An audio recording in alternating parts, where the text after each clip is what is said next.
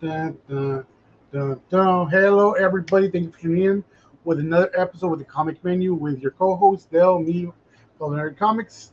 Real quick, I want to shout out to Angela out there at uh, Prairie, Texas, old folks home, watching us out there. Say hi, Team Dell, all the way. I'm not gonna let Caesar get a minute yet. Ms. Anna Williams, hey, what's up? How you doing? So we got a lot to talk about before I get Caesar on here.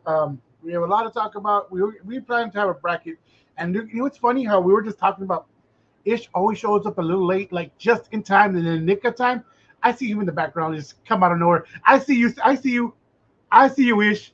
You know I see you. Anyway, we do want to do a bracket challenge, and we are going to do it today. But there's also we got to talk about. With that being said, I'm going to bring on Caesar. So, like I said, we have a tragic passing.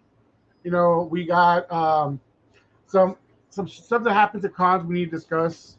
And then we have some sad news with a movie that we're all expecting. We're giving some hopes, you know, with a casting. We're hoping that would be good. Fortunately, we have some bad news for y'all. If y'all didn't know, we'll bring up to date to that. Before we continue, we are going to bring out some of our regular guests. Matt has been here about 2 or 3 times. So, Matt, say hi to everybody. What up? What up? What up? Happy to be back. And then another boy, Ish. Ish has been actually one of the. You've been on one of the bracket challenges, right, Ish? Yep. Yeah, he is. Yeah, Yep. So he's experienced. he lives for this shit. But this time it's not gonna be like powers. We're gonna simplify it. Everybody should know this. So I decided it was gonna be a MCU movie and TV show. We'll discuss which is better. We'll go all throughout. It's gonna get really spicy because I know Matt loves She-Hulk. When it comes to that part, we're gonna have a discussion. Ish, I don't know what the. Sometimes I'm like, I get him, and then all of a sudden he throws me a fucking curveball. You're like, oh yeah, that's a fucking awesome show. I'm like, what the fuck? But it's gonna get interesting. We love it. We love it. We know it's gonna be. We are missing one more person. That's why we're gonna go in and talk about. Do me a favor, Dell, real quick. Do me a favor. Since you took a shot at me, it's apropos if I ask you to pronounce Ahsoka just one time down. Ahsoka? Hey, just one time down. It took me about a year to get it down, and then I did it better when I was drunk. And that reminds me, we got that announcement for next week. Yeah. Father's Day, maybe. Oh yeah. Well, thanks, Angela. Appreciate it. Thank you. Honestly, I want to get bombarded with enchiladas. That's what I want, bro. Like honestly, a day with enchiladas, watching anime or comics or playing games. That's my day off. Oh, we got to talk anime one day, though. I didn't know. I stay on. I would love to do that. I'm kind of old with it though. Like I'm not like all this new hip stuff. Listen, I don't overindulge in the newness. Listen, I'll be 49 in a month. I'm doing it all. Like you know what's funny though? That Matt says he's not a part of the newness, but his haircut is the same haircut for every black character the past 2 years. Wow. Hey, I call it how it is. You see, every character Star Wars, it's always the same one. I swear, it's not this. It's not exactly the same. Like those guys don't. It's like a up, like, and then it sticks out like this. My hair's way longer than that. It's but dope. It's dope. Every time I'm on here, one of the two at the top make me want to hit the unfriend button or the block button. It's evened out now. Or unblock ish. Right. We're already blocked. Yeah. Hey, it is what it is. But we're going to start off with some bad news first. Yeah. We lost a great person in the comic industry. I don't know. A lot of you may know in the comment section. We did bring it up for the past couple of days. Comic historian Ben has passed away on the 8th of June. If you do, you might have heard him on YouTube. He will get those audios, books from comics. That's how actually, honestly, I knew about comics. I loved it, but I got into it more because of him. I was like, oh, that's a whole series. I followed it. I read it all. I heard it all. And he made it sound so interesting. So he got me into it. So rest in peace, Ben. It's sad that he passed away. He was a big influence on my life and a lot of people's lives.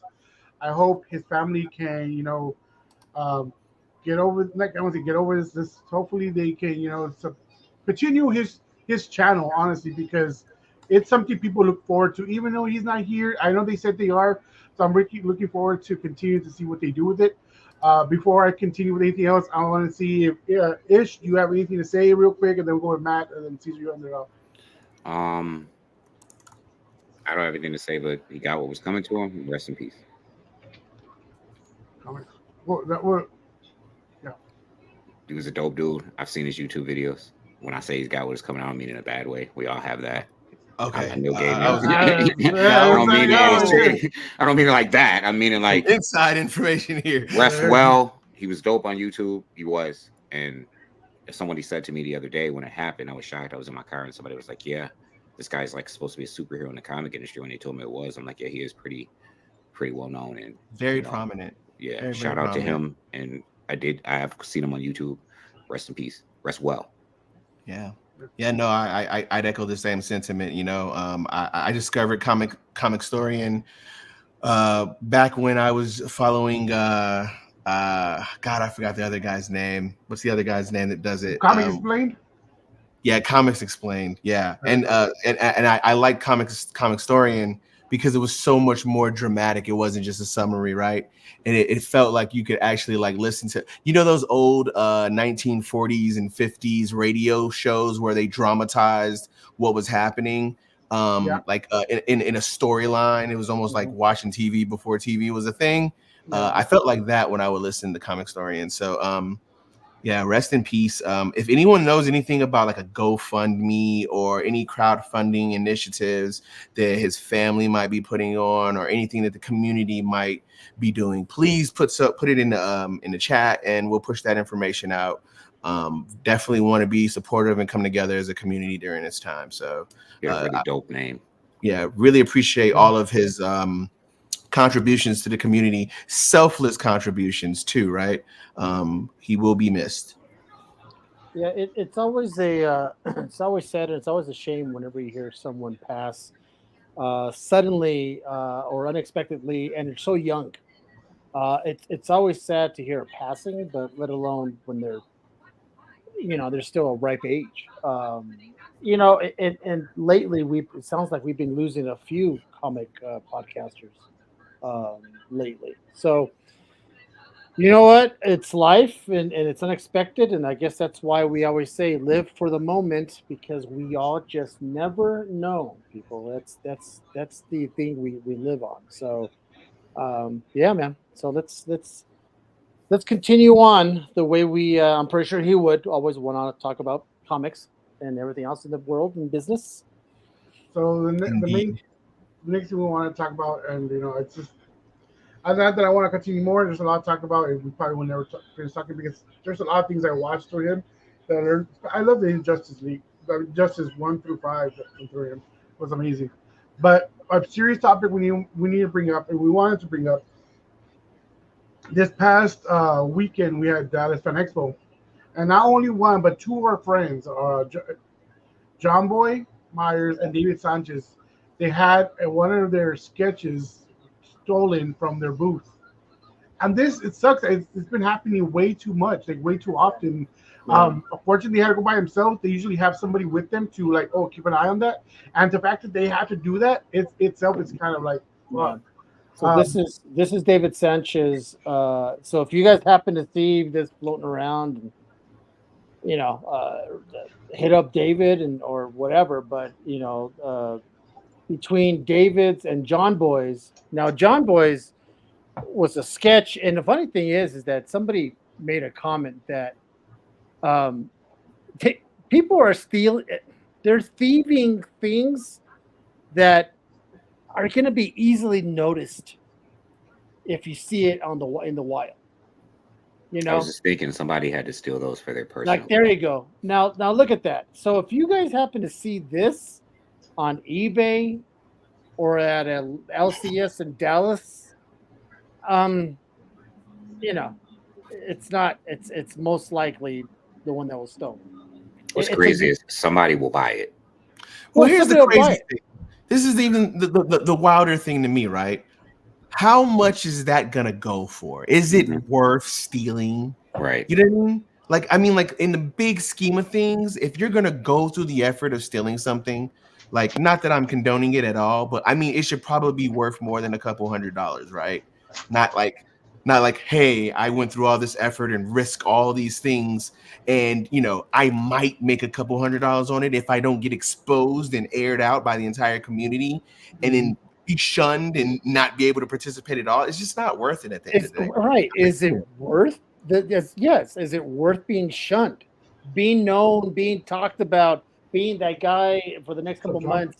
Oh, don't deal with him. Don't buy with him. Don't do this. Don't do that. Don't ever. He's a thief. And that's permanent. Red-handed. That's a permanent ban. No, there's no going back. I've been in this fandom since 2020, and I have yet to see somebody who has been ostracized and shunned come back into it. Like, not as a different username, nothing. Like, once they're done, they're done. Right. No, it's not worth it. And like Dell said, we've seen a lot of it lately. Ariel Diaz she was ripped off in Phoenix for a piece. Phoenix Fusion, I think it's called. But come on, man. I mean, John Boy said it might have to come to where I can't draw anymore on the table, because my head was down, right? And all it takes is just a few seconds of your head being down, drawing, and whoop, there it goes. It's despicable. There's nothing more I hate than thieves. Thieves, to me, whenever I sometimes, we all know, we all do it. We go down the rabbit hole on YouTube and these people stealing shit. It brings this anger that boils my liver, and I don't understand it. And let alone these guys who are doing commissions for people, who are bringing joy for people to be ripped off. It's unnecessary. It drives me crazy. It's heartbreaking. It's really disheartening. As I'm going through this, all areas covered recently. Those are awesome. Yeah, Miguel. Some people are scumbags, and there's a reason why people hate people. We hear it all the time. I love animals more than I love people. Right? Well, here's the thing, right? We all know that the community has exponentially grown in the past 4 years or so, right? We've got a new influx of people that are probably not as committed and diehards to the community as the people that were there before, right? I mean, like, I've seen it happen in the FGC. Just casuals come in and they don't, have the same level of respect and the same level of, reverence for the community that we have and that we've known to grow and develop. And the more people that are entered into the community, the more that we're going to see things like this happen. I think that's why we've seen it happen so much more, because of the things that are happening in the mainstream. Look how popular comics are in today's age, Yeah. And speaking of what Caesar said, it just is what it is, man. I'm going to be straight on it. I 100% echo what Caesar said. It's a people problem, right? Like, wherever you have people, you're going to have some shady people. It's just always going to be the case. The community can be tight. The community can be dope. And there are going to be those more than a few bad apples. That's just what it is. When they go away, a bad apple will take their place. Mm-hmm. No, it's hey, John, we're actually talking about David Sanchez. That's what brought on this whole conversation. Is that David's and John Boy's, and David and John Boy at the same con. That now the fun makes you wonder, right? Is it the same guy? Oh yeah. That's brave enough to not steal one, but let's try it again. I haven't been caught yet, so I'm gonna keep. Same circle, right? Maybe same crew. Same circle, same crew. It's not always just one people. It's easier. Sometimes they do is what they kind of gather around the table. Hey, what's going on, John? And then whoop, there goes a hand and just swipes it. And all right, thanks, man. And I agree with Andrew though. Like a crafty, clever thief, even if he tries to sell, like, what do you mean? I got it from somebody at a shop. Honestly, all they gotta do is say, I bought it off of a show on whatnot or on eBay Live. Real quick, I'm like, you better show receipts. Pretty much, and then I don't think that's enough. Like, and this is the thing, like that there was a collection that was stolen in Vegas.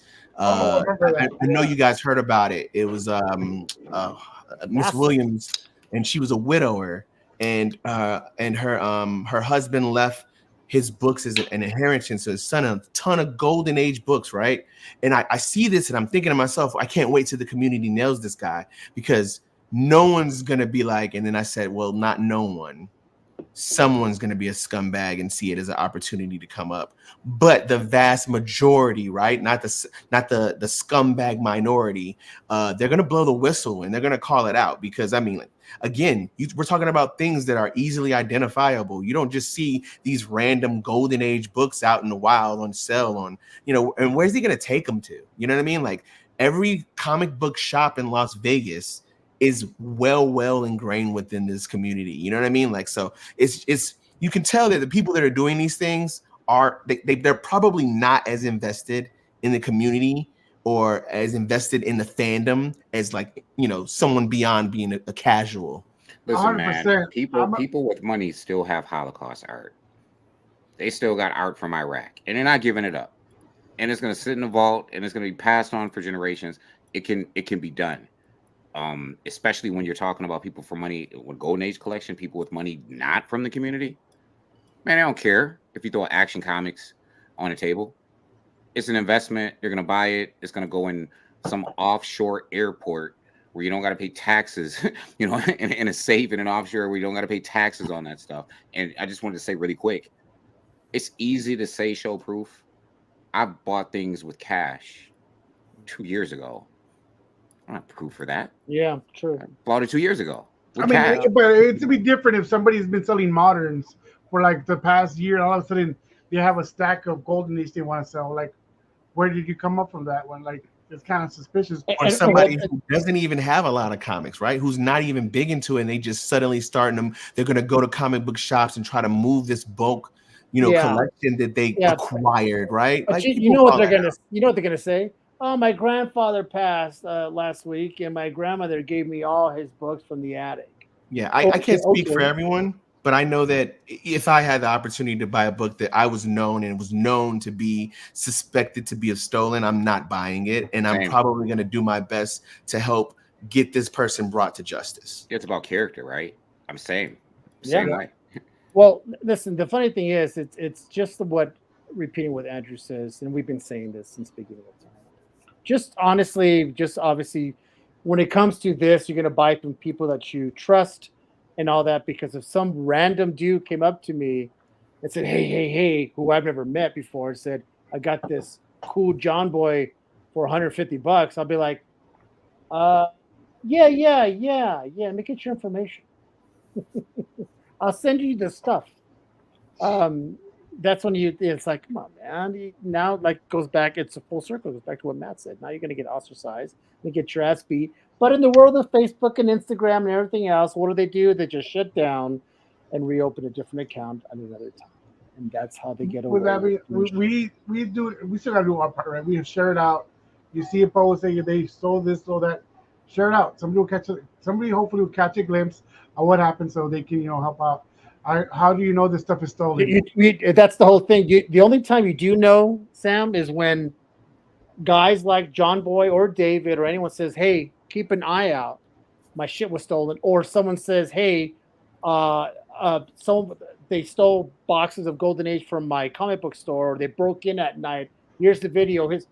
It's like Dale says, the sharing out, putting out the information out there where people go, oh, you know what? This book might be from that collection. This book and if it's a slab that's stolen, you can buy the certificate, pretty much the serial number. If you keep track like that. Yeah, well, my shit got stolen. For the Vegas collection, the books were very obscure. They were very unique, like books that you don't see every day, not like your general like Bronze Age books. So the best way to do it is for the community to rally together and push it out, right? And make sure that people are getting the information and that we're broadcasting it, just like we're doing right now, right? Making sure people are informed about it, sharing the videos, sharing the posts and things that nature. Right. You know what? And we're gonna go ahead and move from this segment because we need some more positivity. Real quick before we move on to our news. Ish, congratulations! I'm moving into a bigger place. I can finally fit that big ass head of yours. He needed to do that. Just kidding, dude. But no, it's finally time, honestly, because he had not a room and he's moving up. You know, his group is growing. There's at least 50 people on his page every time he goes live.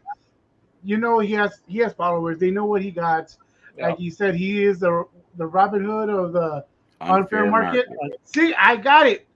Over here talking shit about my Ahsoka. I remember that. Thank you, man. I appreciate it. Yeah, that's good news, man. It's always good when you upgrade. Not Yeah, only man. when you Exciting. upgrade a book, but when you upgrade buildings. You know what I'm saying? It's really exciting. All right. Shout out to you. I just want to say real quick. Shout out to everyone in the Comic Sense community that's up in the house. Appreciate y'all. Shout out to the Comic Menu podcast community. Yeah, we having a grand opening. Kevin Delgado's coming out. Artist Teenage Mutant Ninja Turtles cover coming out. And have a live band. So if you're local, come see us. Giving away a bunch of stuff for the kids, food. Got a presser there. Listen, come see us. Where are we at? Grand Island, New York is where the Okay, shop nice. is gonna be. But Nice. y'all can always check me out on the Comic Sense page and in the Comic Sense group. You can check me out there too. Kevin was on earlier, actually. And Yeah, he Yeah, said that was something on about the his wall. he was yeah, he thinking says it was he gets stolen. stolen once in a while at some cons. So, were you gonna want to talk about the accomplishment, Dale? Yeah, so I'm gonna move on right now. Been here. You see, Kevin's there. He's there. All right. So we did announce it via Facebook. I want to announce it live. We did hit 30K a few days ago. Yes, Um, it's dope. Appreciate that, man. The followers. It was fun. It was honestly, it took longer to get from 29,000 to 30K than it did from 20K to 29,000. Yeah. It was Huge like it's crazy. It's a big thing. Listen, it sounds very cliche, but honestly, we wouldn't be here without our followers, without people who always post on that page. It's a fun page. There's always a lot of basically it's all comic related stuff, and people like to have fun and all that good stuff. And you know the cool thing is that Adele earlier posted a flashback of May 18th, 2023, and he was boasting that we just hit 1K followers. Thank you so much. We hit 1K followers on the page. Fast forward to 2024. Here we are in June, and we hit 30K. It's a big feat, and we're just going to keep going up from here. And we have to now focus and get our YouTube subscribers and channels up. So all you people, if you're on here, cool. But go over to the YouTube page, subscribe and like and all that shit. It's time we boost up that. But YouTube what's page. cool though is like you can have like artists like Will on here, Kevin, in the comment section. Where it was John was on here earlier. John Martin was on here. Yeah, So it's like having them randomly just join and say what's up or congratulations. Pretty cool. Can I say something on your behalf really quick? Yes, Yeah. sir. Listen, if y'all support the Comic Menu podcast, if you're one of the 30K people that are following the Comic Menu podcast, participating, they post dope content every day. Every day. And if you're one of the people right now watching this that participates in that, you need to stop what you're doing. You need to go to YouTube right now. You need to click thumbs up, thumbs down. Just don't do nothing. Press on the video. Just view it for a couple seconds and come back here. This is really important. Yeah. Really important. Doesn't take you any time. Just go to YouTube. This is what I tell my community. Just go to YouTube. Press play. You don't have to stay. Just give it a view. Click a thumbs up. Click a thumbs down. Just Subscribe. don't do nothing. Click the subscribe button. Hit the bell. Comment. If Give you people just your view the feedback. stream, it does a lot for their YouTube channel. Just a view. And it only takes a second. You can come right back here and watch on Facebook. Just go to YouTube. Do it. I don't know what I'm pressing on what videos. Will 30K. Honestly, we have about 15 on right now, which is fine. But with the moment I put something that people don't like, they will jump on it like crazy, like hotcakes. Like this, all right, let them argue, and they just be arguing back and forth for like 2 days straight. It's crazy.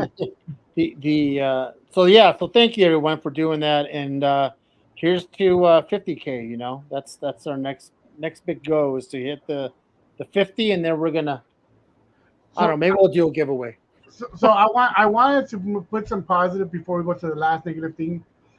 It might make you sad, but this is the latest news we've seen on here. A football director. Yeah, I missed so but go ahead.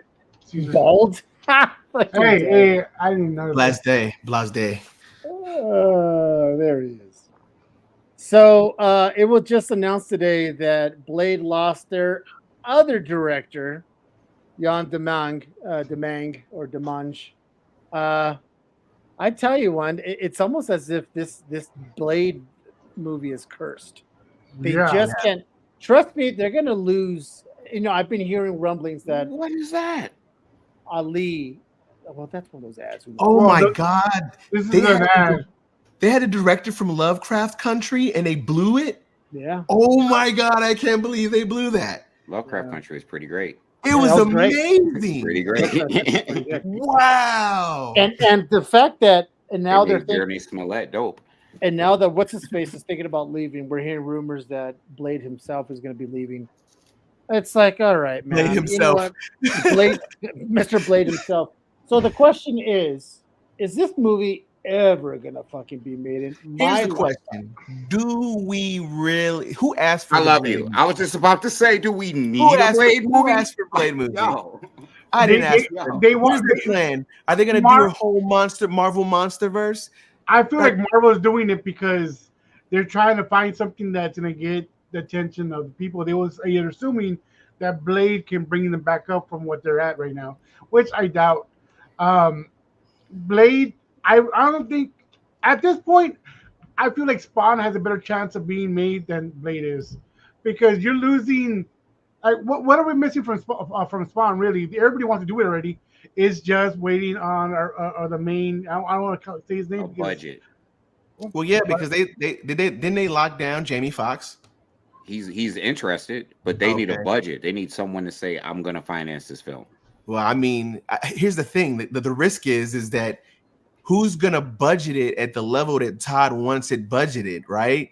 You know what I mean? And run that risk, because you know He whether we doesn't like have it or mainstream not. appeal, Exactly. You know what I mean? Spawn is not Iron Man. right? You know, And Spawn, Iron Man didn't have mainstream appeal, and Spawn has even 100%. less, and it didn't have a huge budget when it came out, right? You know, I've been seeing a lot of people that are now wanting Jamie Foxx. No, nobody get mad at me. It's just we're just keeping it real here. Spawn Yeah. is dope. Those who are in the culture, in the comic community, we get it.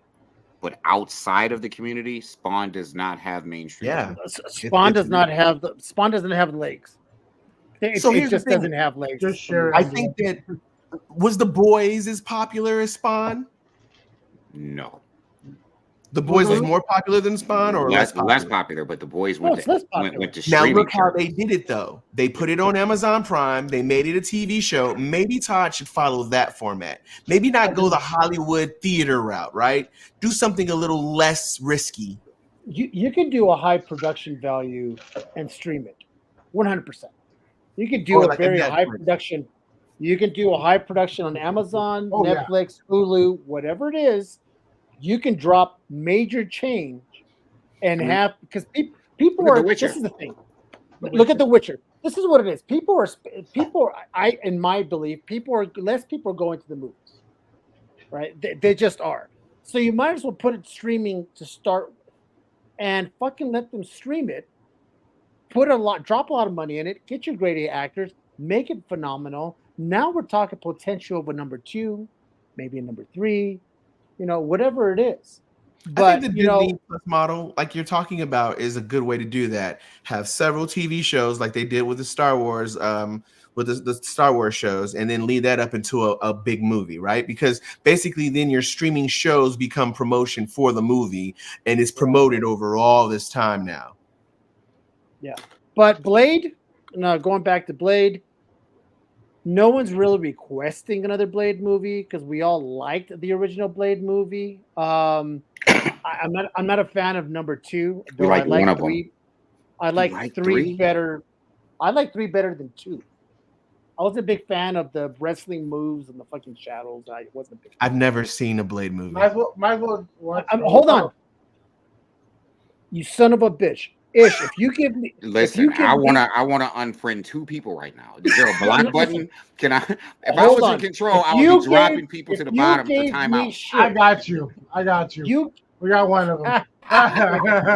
Ish, you gave me shit. for the Never-Ending Story, I'm going to give this fool shit for not ever watching Blade. Yo, wait. Never Ending Story is a cult classic. Whatever. What the fuck? Samuel Crew? Shit. Yo, he But proudly listen, boasted that he Hear has me out. never seen the Never Ending Story. It's not a boast. Definitely not a boast. There's a level of shame with it. But here's my thing. Yo, I've never been a big vampire guy. I've never been a big zombie guy. So those things just don't appeal to me, right? But you're a comic book. I am, but I'm not a vampire comic guy. You know, I'm not a zombie just comic a vampire guy. movie. It was the biggest. I didn't watch Walking Dead. Well, it was. Period. It was. Up until but, that point. I mean, like at that time, what was I watching? I was probably watching X-Men movies and the Sam Raimi Spider-Man movies. And I mean, I'm like, sorry. what were we saying? What? Yeah. Talk about The X-Men movies were so bad. I'm an X-Men guy. Sam Raimi The Spider-Man X-Men movies were horrible. classic. Anna Paquin. I said today, the princess from the Never-Ending Story made me want to fight my TV. Leia from the Obi-Wan television series really made me want to learn martial arts so I could do some stuff, a different form of martial arts, said jujitsu, so I could do some stuff to my TV. Anna Paquin as Rogue. Oh, I mean, I get it. we were just taking what we could get back then, right? We were just happy to get something. Yeah, I will agree. Anna Paquin at the time was a hot commodity, and no one would ask for Halle Berry as Storm. Yeah, like I said, whatever was hot at the time. Yo, man, we just what we could get, man. And you know, you're right. They had knee deep in it. They had Halle Berry as Storm and Catwoman. So, but I mean, Wesley Snipes as Blade is grade A casting, like Robert Downey Jr. I give it up, right? And I want to go back and watch it. It's just not like a huge priority. You know what I mean? Like it's vampire stuff. I wanted to say something real quick about something we touched upon. If they did do a Spawn television series, actually, I think the coolest route would have take Sam and Twitch and start off with like a supernatural detective series, and then introduce the rest of the characters in the universe that way. Now I don't know. Now I don't know if it was something I heard a while back, but I did hear rumors that they want to do a Sam and Twitch show. That would be dope. I did hear with that would be dope. Because you could draw in people who aren't necessarily interested in the Spawn character, and once they're there, now you just got to keep them. Imagine if they wouldn't have done the Batman and they would have went straight to the Penguin series, right? That's kind of what you're talking, right, Ish? Right, I think what you're stepping in is some fire, man. That's right. That's... Yeah. You know what? Caesar, I didn't see about that. Blade, it's gonna happen, not happen, don't know. At this point, I'm over it. I don't care. It is what it is. But I will say one thing: it will be made. I don't know what timeline in my life, but it will be eventually made. But hey, that's the way it goes. But let's see who else they get. Maybe they'll get an unknown director and do shit. Is this the bracket? Yeah, we're gonna do a bracket. Let's go. So I brought up the bracket. It's gonna be MCU movies and TV shows. Let me mix. I have no control of it. Okay. So we're just gonna go one by one each set and see which is you prefer. We have 4 people. This is go by. And we have people in the comment section too. So you want to tag people that have the same views as you, Matt? You might as well tag him right now. We're gonna go Avengers 1, the first Avengers versus Loki series. That's a hard one, right? It ain't. It's not. It ain't. I'm gonna go first. I'm gonna go say Avengers, 100%. Avengers is goated. Okay. Period. Avengers is goated. I don't care what you say. If you know what the shame is, I know that we don't have control over what pops up. Right. But if Loki went up against something else, like She-Hulk, I would have chose Loki. I mean, yeah. The problem is you can't put villain Loki versus tweener anti-hero Loki. Yo, real talk. It's villain Loki all day.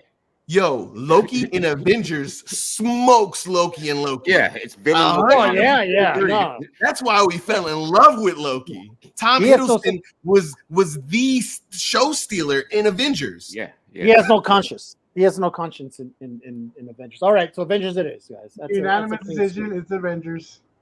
All So right. we got Thor That's a creamer. versus Spider-Man. Homecoming? Homebound. All No, day. I got Spider-Man. What say you, Matt? Homecoming all day. Hold on. No, I'm going Thor. Is that the Sorry. first Thor? You're going Thor. Yes. You're going the first Thor. Yes. Thou Thor. art Yeah. smite thee. Let me tell you. Let me Spider-Man. tell you why. Let me tell you why I'm going the first Thor, because the first Thor is when we first got like the actual Thor in his lore of Asgard and all that stuff. I liked the very first Thor. Spider-Man. By the time Spider-Man came around, we're like, all right. So that's already I was 1, 2, 3, over. 4 to I feel like lost it. Spider-Man was the first Spider-Man to really capture teenage high school Spider-Man the right way, right? Where it felt genuine and not corny or cliche. So no, I go Spider-Man all day. I feel like you might be misremembering the temperature of what was going on then. Like Spider-Man came out right after the height of that COVID thing, and it was like this the first film. Yeah, it was like this huge Homecoming came out in 2020. It came out. It was the the first major movie like that was dope. That wasn't Black Widow or what have you. That came out after the COVID, not after, but in that process, and it was ridiculous. Homecoming came out in 2017. Did it? Yes. This is way Homebound, though, right? beyond. This is Homebound, right? Huh? This is Homebound, right? No, Homecoming. Yeah. Homebound is in a Spider-Man movie. Homecoming. What's the one they just showed? Was that Homecoming they just showed? It was Homebound. What is Homebound? There's no Homebound movie. It was the one with fucking Robert Downey Jr. That's what it said, Homebound. Is this Spider-Man home? Either way, it's Spider-Man. Homecoming, Far From Home, No Way Home. Done. Yes. Homebound is the one that they're saying is the last movie. There is no Homebound. No, Homebound is the one they're saying will be number 4. Oh, really? Yeah, okay. Homebound. That's a horrible name. Captain America by far. All right. Man, Captain America versus Galaxy number 2. So here's the thing. I think you guys do me last. Do me last on this one. Which cap is this? Which cap? So this is the first Avenger. First Avenger. Oh, Guardians. Mind you, this is the best Marvel trilogy, period. But the first movie was slow burn. It was kind of campy. Yeah. I'm going Cap. I gotta go with my bias and it's Cap. I'm gonna go with Cap because we actually get the Red Skull. I'm gonna go with Cap because they captured the 1940s like feel of that movie. Like they did 1940s better than Captain Marvel did 1990s. So yes, I mean, listen, Guardians of the Galaxy cinematically is beautiful and storytelling is fine, right? Ego the planet. Who did a Celestial first, right? But still, I mean, like Captain America just had too much charm. The first Avenger, it was a big deal. So that scene in Guardians of the Galaxy where Yondu dies and all of the Guardians, the Galactic Guardians show up. And that to me is one of the most gripping, one of the most compelling scenes in all of the Marvel films.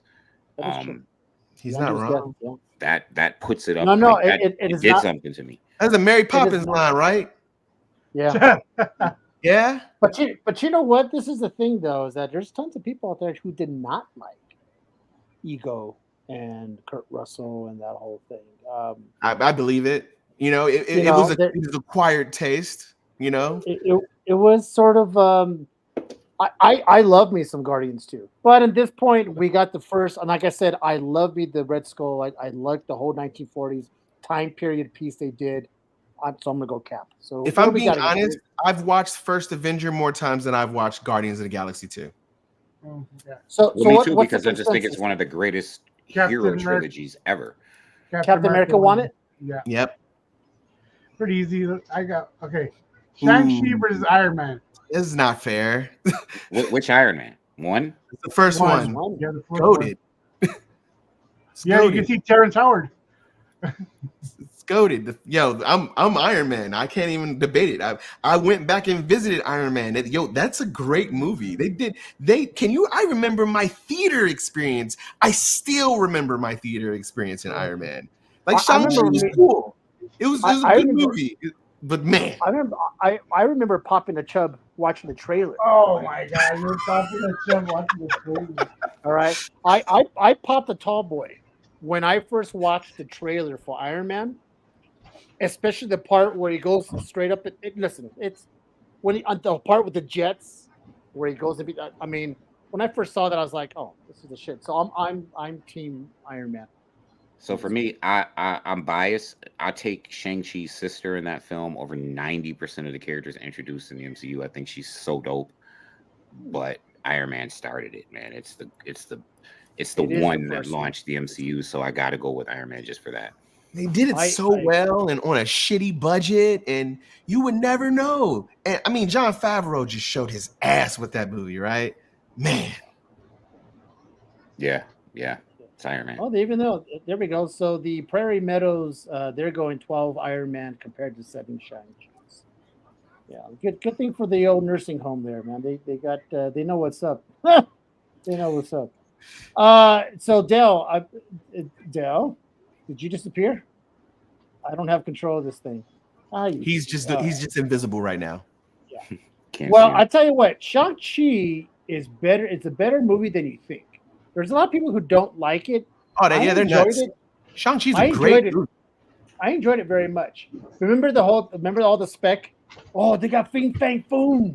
He's gonna be in it. You know, they showed the dragon. And people are really sleeping on how well cast that movie is. Like really, really well cast. They really went and chose some top level Asian actors to be in that movie. It was really well cast. I love how rich culturally it was in the mythology of Chinese culture. But this is kind of hypocritical. I always knock people who have these high expectations. But for Shang-Chi, I expected the choreography to be mind-blowing. And it just wasn't mind-blowing, right? Mm-hmm. It was like good, but not cool. Like, oh, that was nifty. That was cool, right? Even like some real wushu type dragon stuff. That was cool. But I was looking for some like straight up Samurai Sunday, like chop suey, like I should have brought some Sammo Hung in. Like just bring in Sammo Hung, have him do the choreography, and let's get some real, I get it. Well, Iron Man. Avengers Infinity War versus WandaVision. I think this one's a no-brainer. Avengers Infinity War for me. What say y'all? Oh my God, I don't. Oh wow, I don't know if it's that easy. I'm gonna say WandaVision. Really? I hate Avengers Infinity War in Endgame. Passionately. You hate Endgame's one of my top 5 passionately. movies. Yeah, Endgame is goated. Endgame has it all for me. And a lot of action, suspense. It has drama. It makes your heartstrings. Damn, I hate to see WandaVision go like this, but it's definitely Infinity War. WandaVision was great though, taking nothing from one. It was. Well, now, one of the best TV series we got on Disney Plus. I think the thing for me about WandaVision is that it was the most unique superhero film, or was it a superhero film, right? Or television series, right? That Marvel's ever. It was the most. They just went so far left and tried something new. And I think that's what, for me, they were fearless. That's what made it so great. You know what? We all don't forget that WandaVision was the actual first. Yeah, never forget. Never forget. It was the first one that launched Disney Plus for what it is, and and I'm biased because I don't like Avengers: Infinity War and Endgame. I didn't like the movie at all. So that's interesting. It's unanimously. It's like people look at Infinity War as if it's Empire Strikes Back. That's a good comparison. If something can dethrone it, then it's gonna be like that. Because honestly, it was more because they put so many fucking actors in there together. The acting was It was more like, oh shit, everybody's together, they're fighting together, and this and that. But a lot of plot holes. Yeah, it was like reading a comic book on a fucking 50. I'm gonna have to revisit. I'm gonna have to revisit Infinity War. I did recently, actually. I A did. lot of plot holes. I remember And being I was saying, upset. Which one is it? Remind me again. We Remind talking me about again. comic books here. Are we really gonna nitpick over Is it- plot holes in comic Is it books? gonna be? Hold I on, mean, hold on. but Is they're it gonna big be- plot holes though. Like, right when you're watching Vision and Scarlet Witch get their butt handed to them by Thanos' boys, and Captain America and Black Widow show up and beat the people that just whooped out Vision and Scarlet Witch. And I'm watching it like, wait a minute, this is Vision and Scarlet Witch. And they just got pounded out in the subway station in England. And Cap and Black Widow show up. This is and a Wanda who hasn't discovered her It's true Vision. strength, right? It's Vision. Yeah, but this is a Vision. who was so Vision was sabotaged from the front. You know what I'm saying? Because he got stabbed in the back, so that automatically put him at a disadvantage. So you're justifying that Black Widow and Captain saying I'll America take can it. do what Vision and Scarlet Witch can't do. What I'm saying is that when you have a crippled Vision who is at a disadvantage and a Wanda who's distracted and doesn't know her true potential versus a trained a trained Black Widow, a trained Falcon, and a trained Captain America who are actively on the run and actively getting shit done, then I think that I understand how they got it done. The But teamwork wasn't Vision? aspect But of it, wasn't yeah. Vision also? But wasn't Vision also kind of like, I don't want to be Vision. I want to be normal. They were both distracted. They weren't on their A games to begin with. Yo, Well, I I'm not see what you're doing. I see what you're doing. I got can you. understand it. Is you doing like Okay. the Pinocchio syndrome? What? Come on now. Let's go Avengers. All right, but This one. Avengers. I'm gonna say. I think we all agree with Avengers. Yeah, of course. Oh, shit, what But I prefer WandaVision. happened?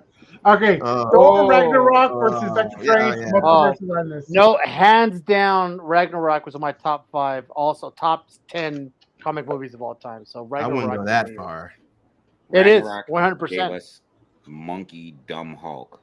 But aside from that, You know Ragnarok what? is dope. I like seeing Mark Ruffalo in that space, being dumb Hulk, but like super like world breaker Hulk type. Yeah, I dug that. What I dug. No, well, it's not world breaker Hulk, right? It's No, World no, no. War Hulk. not even. It wasn't even. We No, don't we haven't Well, even he was a was gladiator. supposed on the to planet, be. Yeah. yeah. Planet It was Hulk. the esque of it, right? Like Planet Hulk, right? Yeah, sure. Planet Hulk. It was Okay, the okay. cheese. The cheese. I hated that. But we got But, so many dope Easter eggs in that film. This is what I will Really say. dope Easter eggs. I had a lot We just of talked Easter about- eggs in that. How WandaVision was fearless in stepping out and doing something different, right? For the Marvel brand. I think that that's the same fearlessness they had with Thor Ragnarok. This Hell no. would have been a much better fight had they had the same balls with Doctor Strange and the Multiverse of Madness, because that movie was actually directed by the same director that did The Conjuring, and it was supposed to be a full-fledged. Well, it was Horror. supposed to be directed by the director that did The Conjuring, and it was supposed to be a full-fledged like horror film, which would have been amazing for the MCU to have their first true horror film, not this campy thing that we got from Sam Raimi. Like, I just, you know what I mean? It was such a huge disappointment from the potential of what it could have been. You know what I mean? And it's all due to the whole, like, I'm gonna be safe. I'm Peter's gonna right, not though. go fearlessly. Peter, you're right though. They nerfed Grandmaster and the Collector in Guardians of the Galaxy. They just really nerfed them. And then they got like plot stories from different stories. Like they got this part from that story, that part from this story, and put them all together. Like they just used it together. They should have just. Thor Ragnarok should have been 3 different movies. Yeah, they merged Planet Hulk with the Ragnarok storyline from Asgard. It still was dope though. It was Yeah, fun. I'm fine I with mean, it. The fact that they brought in The guy that does the thing on the arm, the hand. the woman, Oh, Valkyrie. no, the sister, the oh, Hela. Hela. Yeah. Hela, what's her face is badass. Who plays her, right? She was She Kate was Blanchett. good. I like Kate her as Blanchett. that. And for me, since I'm a movie score soundtrack kind of guy, there's some scenes in there that give me goosebumps. When they play the Led Zeppelin, when they do the Led Zeppelin in the Yeah. beginning and in the part on the bridge when they're all climbing up and he's like in slow motion and he's he's like with the axe. that shit Yeah. gives me goose. That was gives me- badass. Yeah, So there's Taika parts in really there. went off on that. Yes, He Peter. I did- think that was my biggest thing. That and they didn't show the Thor corpse. You know what I mean? They didn't show the Thor corpse or Beta Ray Bill. They had, I think, a statue of him. Yeah, we And saw the that's Beta it. Ray statue. Yeah, That but was- can we really hold a movie against what it isn't, right? You know what I mean? Like we gotta base it on what it is, not what we thought it was. And that's why, you know, given what I said about Doctor Strange and the Multiverse of Madness, it is not good in comparison to Thor Ragnarok. Even though In I most would cases, say- we hold every DC movie against what it isn't. Yeah. yeah, Because Matt, I do. the reason I'm like against what you're saying is that if I wouldn't have cared that much that Beta wasn't there if they didn't put parts of World War Hawk in there. Like Beta is supposed to have, you know, we'll see him in there. Like he was a main crucial component in Planet Hulk. But so was Silver Surfer. So, oh, and Silver Surfer. So I mean, it was hard to honestly. It was going to be hard to bring Silver Surfer. They haven't brought Fantastic Four yet. Like they're taking forever with that. But at least they could have brought Beta Ray Bill in the background somewhere.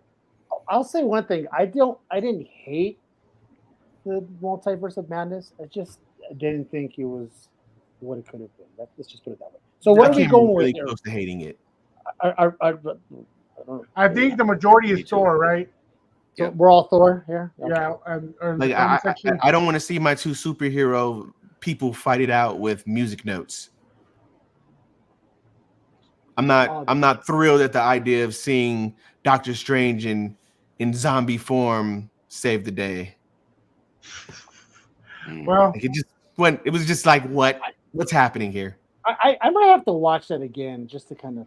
you It's can what- watch it's it. what- I will let's say fo- it- let's, I've let's only seen feature it the once. Illuminati and just take them out immediately. The Oh, Illuminati of all. Like, Oh, no. That was bullshit. The I best forgot thing about to it. me about that film was that we got Klee. And that's all I can say. And that's the end. You talking about You know what I Clea? mean? Yeah, we got Clea. yeah. Like, that was dope. So we I mean, I got. was happy to get America. Yes. Oh, Yeah. yes. They didn't use her property, honestly. They I haven't used I feel her like shit she was good. underutilized. So Well, it's like she didn't really belong in the movie, though. Like, Yeah. you don't need America in a Well, Doctor no. Strange movie. She was actually what? supposed to be in No Way Home. Actually, she was not supposed to be featured in Multiverse of Madness. Originally, she was written in to be what travels them across the the multiverse in No Way Home. Mm. You know, it's kind of funny if you really think about it. I forgot she was in that movie. Let's put it that way. yeah, and when you forget that America was in that movie, that should tell you something. Yeah, Because it's, she it's played true. a big Very part true. of the movie. so All right. Yeah. real quick, we're moving on. Captain America: Civil War versus Spider-Man: No Way Home. I hate that this is a matchup. Dude, I hate it. that's It's honestly- Civil War. Civil it's War, not. hands down. It's No Way It's Home. Civil War. Okay, No Way we're, Home. we're gonna go. We're gonna start with Caesar. Start with Caesar, then we're gonna go All Matt right. and then Ish. So Caesar, Okay. you go first. All right, Civil War, and I'll tell you one fact. The fact that we got to see the part at the airport, and you got to see them all battle each other, all lined up, Team Cap, Team Iron Man. I loved, and then you see Spider-Man make his introduction at that one part. It was magical. It's all the shit as we wanted as a kid to see an actual battle of the. It was just, Ant-Man growing up big and it's just I loved it. And then we get to see at the very end with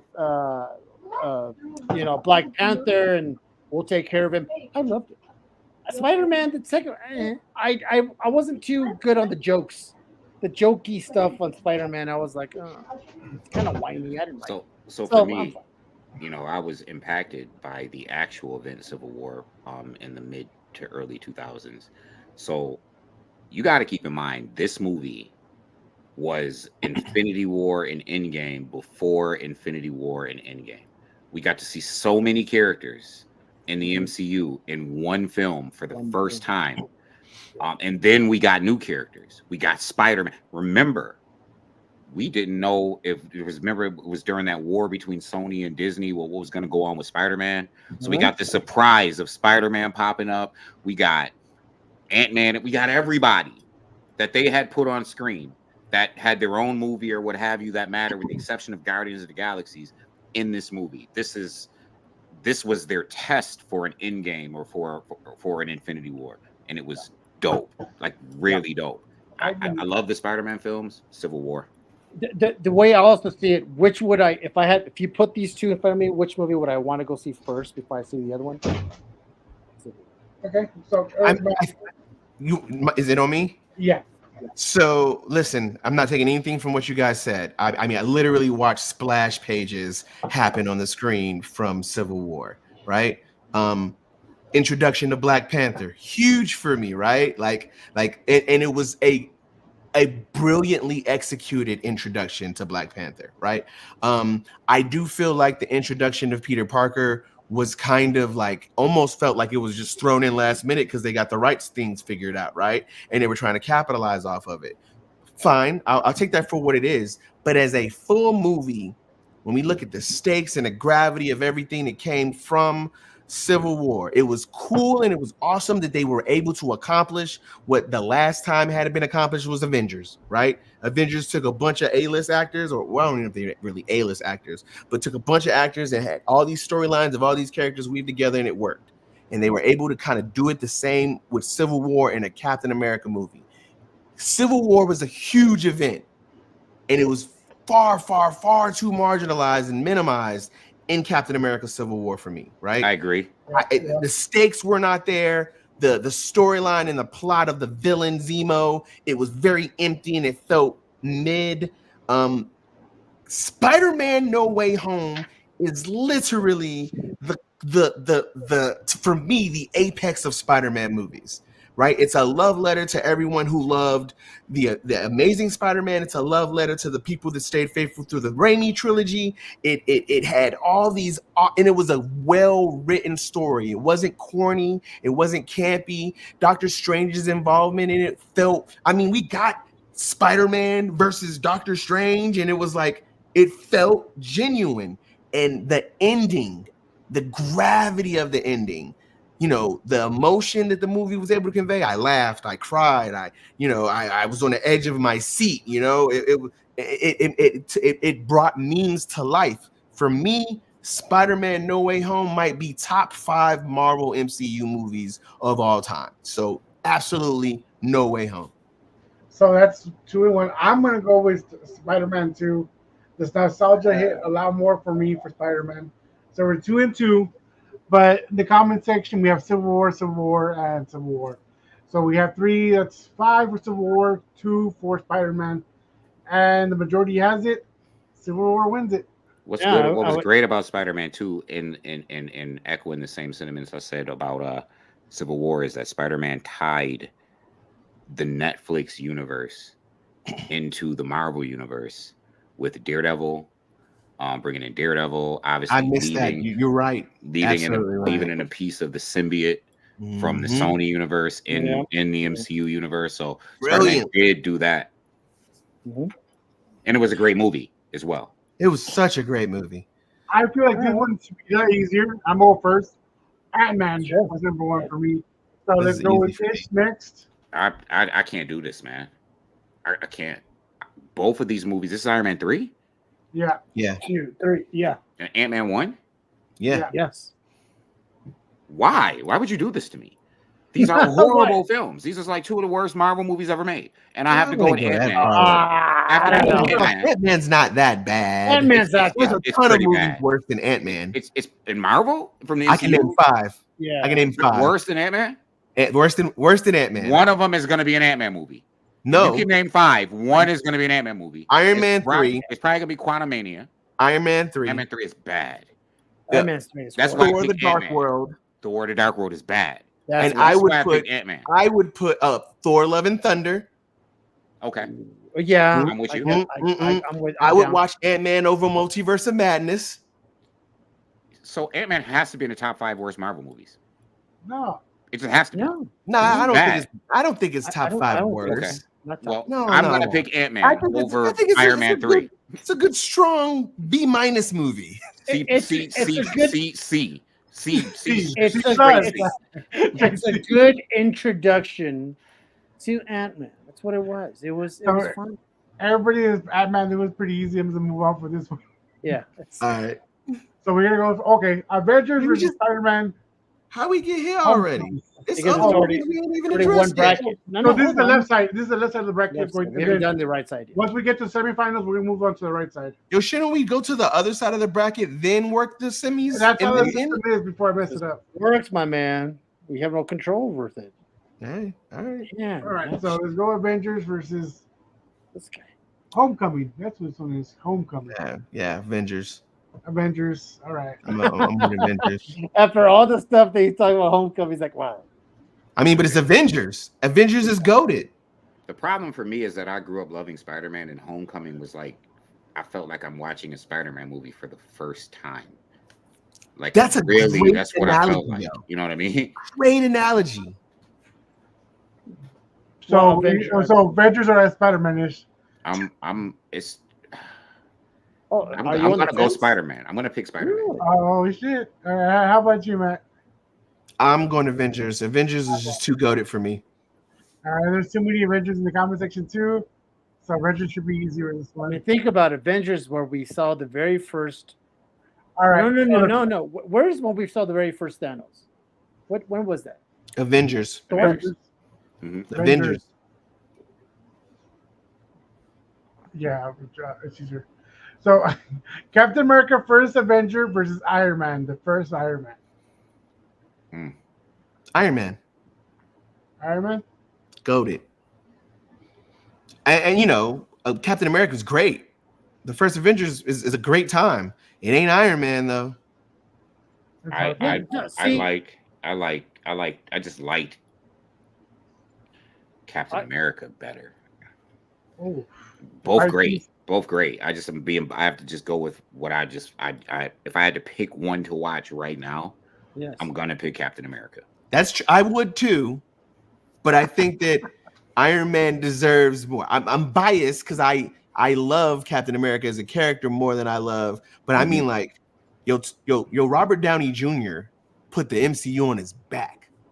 I'm talking about we ain't never seen a casting that good since Michael Keaton Batman. Am I lying? A lot of people would disagree with you on Michael Keaton Batman. I agree with you, and you're not lying. Thank you, Ish. Here comes Caesar getting himself unfriended. I'm gonna go. Well, first of all, this is why I'm getting confused, because I thought we saw Thanos in a end credit or something first before we saw him in Avengers. Might have been I'll Guardians. tell Somebody you. said Guardians. I know Let me we saw go the gauntlet in Thor first. We saw a gauntlet in Odin's Right. treasure. You may be Right. thinking about the scene where he puts his hand in a gauntlet and says, "Fine, I'll do it myself." That was after Avengers.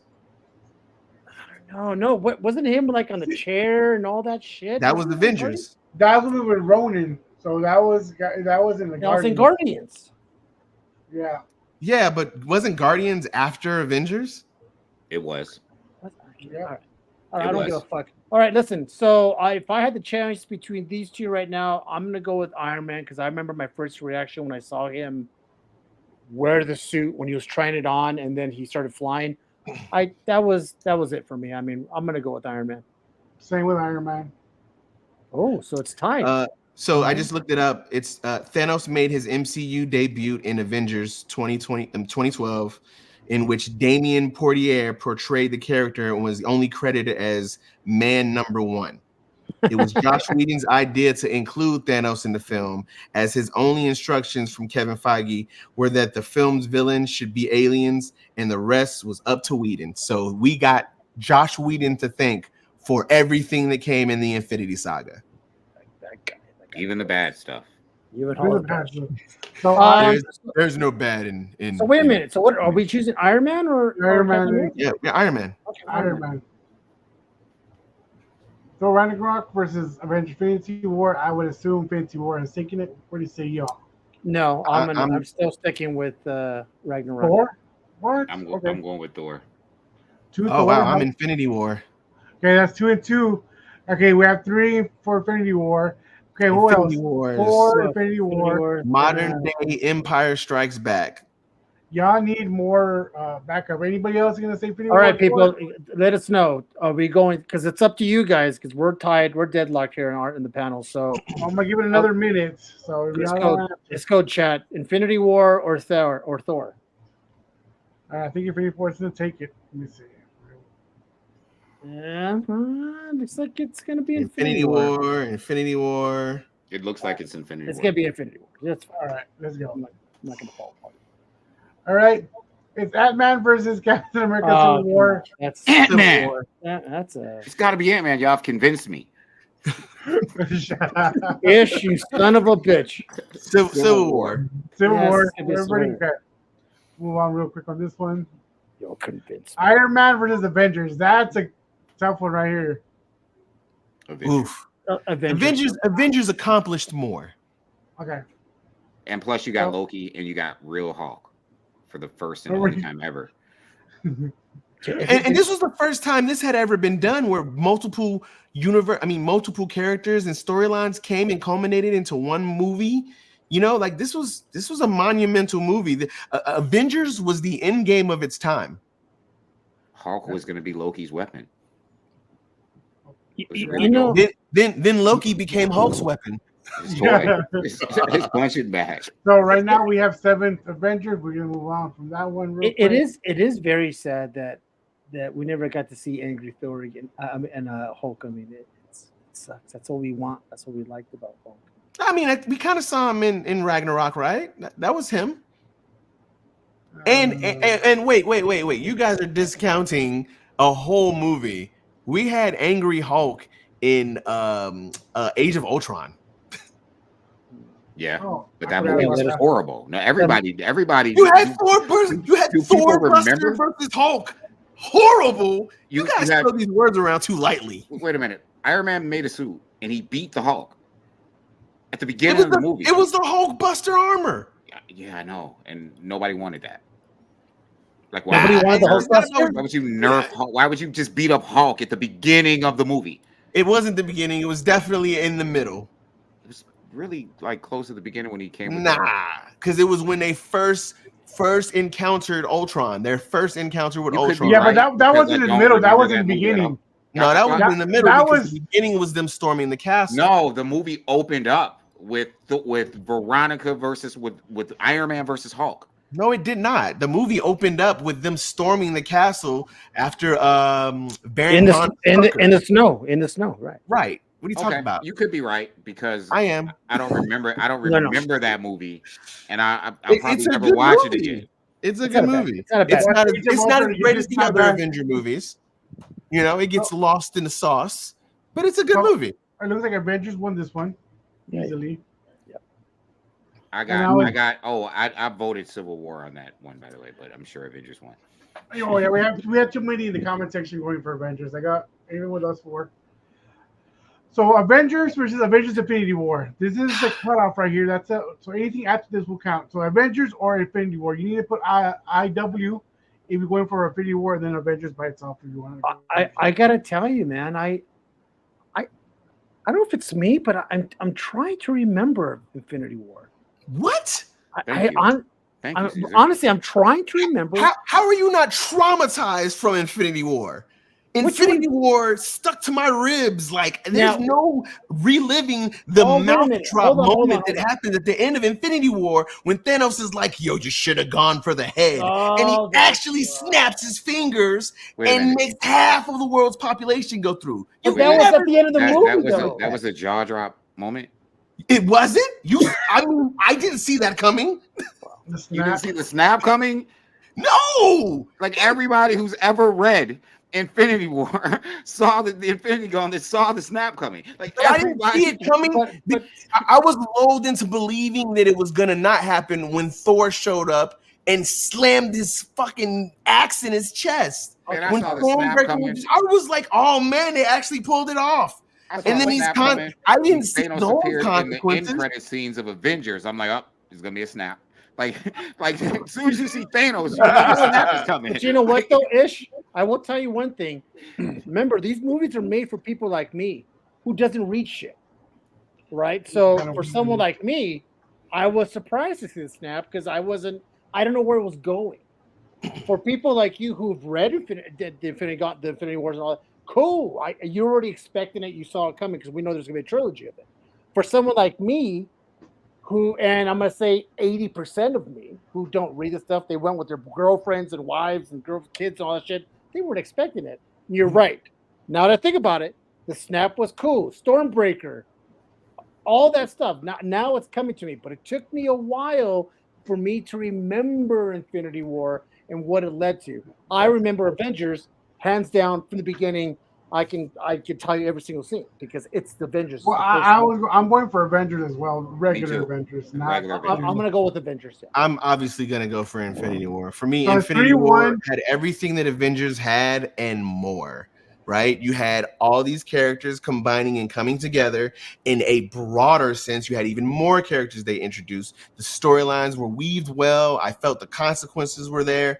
It was a well-written story. Like, to me, I left Infinity War dumbfounded. And dare I say, like Caesar, I'm not much different from you, right? I'm probably like on the more casual side than I am the expert side, right? And so, yeah, obviously, we all know Infinity War, Snap. We all know those things, right? But to see it take place, it really broke my heart to see those things happen. I mean, they lull you in with, you know, Wanda destroying the soul gem, right? Like destroying the soul gem, and you think like, oh, they figured a way out of it, and for them to get it and make it happen anyway, the Russo brothers, monumental movie that definitely did it for me. That I remember in the theaters when everyone started fading. I remember in the theaters people were gasping. You can see people and you can hear sniffles when it's like they're just starting when Black Panther just disappeared and people are like, oh my god, no. So yeah, I get it. But I'm still going with Avengers. Black Panther get snapped. The end credits too. That were so somber. This like sad, somber Avengers theme. Just like this. I was like, what just happened? I just wasn't moved. Yeah, I was completely moved. But then again, Ish, I'm gonna say one thing. Dale, allow me to say this. We're talking to a guy who gets teared up watching Gambit get killed again in X-Men 97. Yo, so it was a thing for me, man. And you're sitting with a guy who was, I hate Gambit. My son said the same thing. I asked him today. I said, we're watching it, and I'm like, yo, you didn't feel no way when Gambit died? He was like, I don't even like Gambit. The first time, I felt it first time, but not again. But when it comes to, like, my favorite part of Infinity War is when Thor got there with Stormbreaker, and he started causing all the wreckage. But honestly, I hate how Thor was in that movie, like a little, whatever. And then I loved him in Avengers. So with that being said, right now you mean you didn't like him in Endgame? Thor was Thor in Infinity War. Yeah, Thor was still Thor. He was Thor. Thor in Infinity War. He was the most Thorish Thor that he's ever been. Infinity War? He's really Thor. Yes, Infinity War. Hold on, is that the same Thor you talk? Not Thor. I'm sorry. Talking about Hulk. Yeah, Hulk was not. Hulk was the one. Yeah. I'll bring it go hand because I saw Hulk in the fucking Hulkbuster suit. I was like, what the fuck? Like, why was he in? It pissed me off the whole scene. But Avengers for me right now we're 3-3 guys. I need somebody else to say either Avengers or Infinity War in the comment section so we can move on from this conversation. All right. Let's go. Someone said that Avengers loses for having a blue power beam in the sky. What? Why? Why is that bad? Delgado Kevin. You already picked Peter. You're already part of the. We need somebody new, either Samuel or Kevin Delgado. You need to break the tie. Yeah, come on, Sam or Jason. Jason said Avengers. There we go. He already so Avengers wins. Peter was already one of the Infinity War from earlier. So we start from the left side. I mean the right side now. So it's Age of Ultron versus Ant-Man versus Wasp. I'm gonna go first. Age of Ultron for me. Which one was who's the villain of Ant-Man? Oh, Ghost, huh? Okay, I'm gonna go with Age of Ultron. I wasn't a big fan of Ant-Man Wasp. All right, ish. And look at his head. Well, you don't have a choice, I my wanna man. flip a coin or something. Age of Ultron. But All they're Go not with these terrible movies Age at of all. Ultron. Age of Ultron. right, that was easy, guys. Move on from this one. Everyone's saying Age of Ultron. Okay, Thor. Oh, okay. Thor: The Uh, Dark World versus Captain Marvel. Captain Captain Marvel. Marvel. Captain Marvel. Captain Marvel as well. I'm standing on business. Captain I Marvel. still Captain don't Marvel. I still don't mind Captain Marvel. I love Thank I- you. I- I Thank lo- I you. love I Captain hate Marvel. people. I don't understand love how it. people can hate it. I thought that Wait, first I movie was watched- great. I- Wait, enjoyed Ish. Wait, Captain wait. Marvel. Ish, you said you love it? I love that movie. I thought it was great. It was I didn't actually feel one like of the they first. did the 90s thing very well. You listen. When I finished the first movie, say whatever people want to say. I actually wanted more. I wished it was a little bit longer. I mean, I love Brie Larson. Like, that's Mhm. my bias, right? I thought it was fun. It was fun. We get a Samuel Jackson with his eye, you know, And his hair. and his hair, and we get Coulson. I like it. I enjoyed it. We only had one Thor, so that was easy. I think we're Captain gonna Marvel. find as years progress, people are going to speak about their appreciation for Captain Marvel more than they have And been She-Hulk. as She-Hulk too. Not you. No, not you. I thought She-Hulk And was clever. She-Hulk. That was- I She-Hulk thought She-Hulk will was age very well. clever. Stupid. Ew. She-Hulk will age well. It's You'll see. horrible. Okay. Yo, For now, we're Captain talking about Captain America versus Winter Soldier versus Doctor Strange. Oh, What's Winter, your- Soldier. Whoa. Winter Soldier. Winter Soldier is the greatest Marvel movie ever made. Period. that's a fair argument. I agree with Ish. Almost, I can't just give it out that easily. But it for a very long time, it was the pinnacle of comic book movies for me. It took the place of the Dark Knight, and the Dark Knight was the pinnacle for a long time. But yo, Captain America: Winter Soldier literally had me going home and questioning whether I was okay with giving up my freedom for security. Like, it had me really like questioning, yo, who else could be part of Hydra? Like, that movie had consequences. I will go with these are tough because Doctor Strange for me is one of my top 10 comic movies of all time. Only because I liked it. It was a good origin movie. They did it well too. It's a really good movie. It was done very well. It just sucks that he's going up against this guy. Yeah, Yeah. these brackets are nuts. If Doctor That Strange, specific movie. if Doctor Strange is going up against Avengers, I'm not even taking Doctor Strange. I wouldn't but- go that far, but- I hear you. I will say, Winter Soldier, just the fight scenes between him and Yeah, the fight scenes were awesome. It's just the fight scenes between him and Bucky alone. Winter Soldier's gonna win this whole thing. All right, let's go next one. Iron Man 2 versus Spider-Man Far From Home. Oh God, this Man, is Iron Man 2 was a fucking disappointment. I tell you Who what, said we needed I- Mickey Rourke? not. I thought he was good as Whiplash. Oh, you know what? I'm sorry. I take it back. Is Iron Man 3 with the Mandarin? Yes. Yes. Okay. The fact that they made him an actor and all that shit, I hated that. Iron Man 3 was. I hated it with a passion that they went Iron Man that 3 is route. top 5 worst. It bothered me, Caesar, because they had been hinting at the cult of the 5 rings since Iron Man 1. It's an Iron So Man I'm 1. waiting for a real Mandarin. Like, I'm thinking this is what you're building to. Right. And then what we get, You mean the 10 rings? yes, the 10 Ten rings. Okay, I just make sure I'm tracking what we Yes, talking about. yes, you are. I am kind of a comic casual. I'm not the most read guy here, so I tell you what, it drives me crazy that they made him like this actor. He was Yeah. It that felt the like a fact that slap in the face. They Yeah. ruined such a cool villain that could It was have also a been- very bad part of Shang-Chi too. Oh, Yeah. It was. yeah. I didn't need him in Shang-Chi. I never needed to see that guy again. So what a which one is- waste oh, this is the Mysterio, Sir Ben right? Kingsley. Yeah. So Far From Home would be the one we're going for. All right. guys. So I love I'm- the roadie we got in Iron Man 2. You guys don't love this roadie, Don I- Cheadle? I'm cool with him. I loved him. I was like, oh yeah, this is way better than Terrence Howard. Like, duh. We got War Machine and Iron Man. Yeah, I'm with this. And Black Widow. I didn't like the villain at Johansson all. with the curly wig. Hey Ish, I need for you to unfriend someone. Cool. Yeah, I'm on it. Are you on it? I got the button ready. All right. So I tell you what, for me, these two, because I didn't mind Whiplash, and personally for me, when I saw him with the whips in the racetrack and he was doing the whipping thing, I was like, all right, All right. Honestly, I prefer Don Cheadle over Terrence Howard just because he played a good number two, as Terrence Howard wanted to be an equal number one. You know what I mean? He wanted to be the main actor too, or the main person instead of being a supporting character.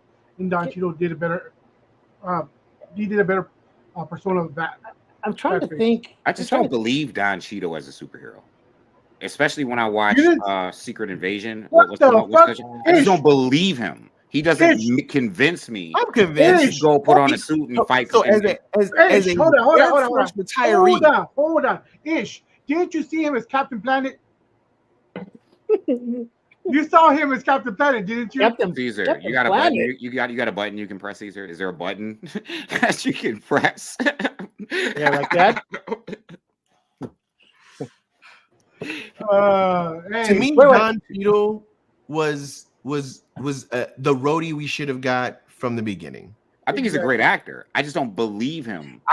This is the thing. Rhodey is not a superhero. Rhodey is a government employee. He's a pilot in the United States Air Force. He's a commander. Like that was believable. I got that from Rhodey. Yeah, I just don't believe he's the guy that puts on the suit. Well, okay. I feel like he's the guy that puts on a suit when his country tells him to. Oh, he's a good government employee. Or his friend is threatened, or his friend is in danger. I tell you what, I keep replaying scenes of movies and seeing Iron Man and War Machine back to back when they were just blasting was pretty badass. When they were in a kill box? Yeah, but I will say one thing. I'm a Mysterio fan. I've always liked Mysterio. So for that reason, I think I'm going to go Spider-Man. They ruined Mysterio for me. Everybody in the comment section did say Spider-Man. Yeah. So what do you guys say? I say Spider-Man. Well, so Hawkeye versus Avengers Endgame. I'm assuming Endgame. Endgame. Without even having to talk about it. Wait a minute. So Ish is already going to say Hawkeye. Well, we're not going to talk about Hawkeye again, so I want to give Hawkeye its flowers. Hawkeye needs to have his flowers. It did so much for the MCU. Really. I enjoyed that. The sarcasm that's dripping from Ish right now. No, I'm serious. Hawkeye did so much for the MCU. In my opinion, please tell me. I want to hear it. I mean, we got one of the great fights between White Widow. You know, her appearance in that series. Mm-hmm. We got Echo. We got Kingpin, like Vincent D'Onofrio reprising the role as Kingpin. We got possibly my speculation. We possibly got an introduction to Tigra, because name another female in the Marvel universe whose first name is Greer. You know what I mean? Like, it's not a common name, let alone we're gonna put another Greer in the Marvel universe. I always speculated that her friend Greer would become Tigra at some point or another. I mean, we got a lot from that movie, and we got some really dope fights, and we got the pizza dog. Like, we got Marvel canon. Yo, this is the first movie I've ever seen Hawkeye in that I didn't hate Hawkeye. Hello. You know what I mean? Like, on top of everything you said, Ish, I agree with everything you said, and it was to me. It's now an annual classic. I will watch this series every Christmas holiday. It is a new tradition for me. Hawkeye was fantastic for what it was. I felt like Kate Bishop's casting was brilliant. Like, I was fine with it. It's just once again, it's a shame. Not Endgame. It's a shame that it's going up against Endgame. Hawkeye had. And this is real. I remember I did a stream on Hawkeye spec. It had everybody specking on everything. Mockingbird, Swordmaster. Yeah. It had everybody. Endgame didn't do that. Hawkeye, from a hardcore comic perspective, everybody was specking on everything that they could possibly spec on, because of all of the Easter eggs and gems and potential that came from that Hawkeye series. Like, every week, somebody was waiting to see what's new that we could. It's just what it was. Hawkeye was really influential. I enjoyed it, and plus, I enjoyed it. It was a good show, but I prefer Endgame. For me is Endgame. So. Listen, Endgame is gonna win this whole thing. and people are going to be biased and say what they want to say, but there's no movie in the MCU that has had the cultural impact and the magnitude that rippled throughout an entire saga that the exclamation point of Avengers Endgame had. Not a one. Civil War. It'll never be done again. Civil War. Civil War. All right, Civil War with Endgame right now. Black Panther versus Guardians of the Galaxy. Die Hard is a Christmas movie. Okay. Which Guardians of the Galaxy? One? First one? Does it matter? I'm gonna go with Guardians of the Galaxy. What? Nah, Black That's a fun Panther. movie. Guardians was fun, but it's not Black Panther. I didn't like the implications and the things that were. I had a real problem. I didn't like Black Panther. I didn't like that Killmonger, who.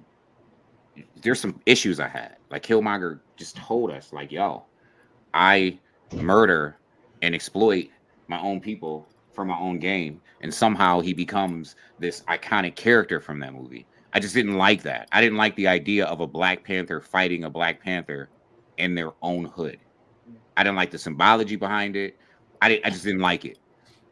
I think it was two different ideals, right? And I get where you're coming from. Like, I feel like Black Panther was very much so steeped in the plight of the, American Black experience and different perspectives that exist within it. Mm-hmm. I felt like it was masterfully executed, though. I felt like I've never would have imagined that anything like, what they created as the world of Wakanda would actually be as believable as what I saw. Not that I think it's real, right? But that it was like done so well that it was like, to me it was just as believable as. I felt like I got duped. Like, you got me cheering for the monkey. Never in history would I be cheering for the monkey, and now you have me actually cheering for the monkey, and it's like, did you dupe me? Like, I'm going with Guardians of the Galaxy. Okay, Matt. I think that Black Panther had better choreography than Guardians of the Galaxy too. Like there were like long take, no edit, no cut shots that were executed. They showed their ass in that movie. So you're going. I'm assuming you're obviously going for. I'm a Black Panther guy. Dope cinematography, like crazy. Yeah, but I gotta go with Guardians of the Galaxy on soundtrack alone. Dale, what do you say?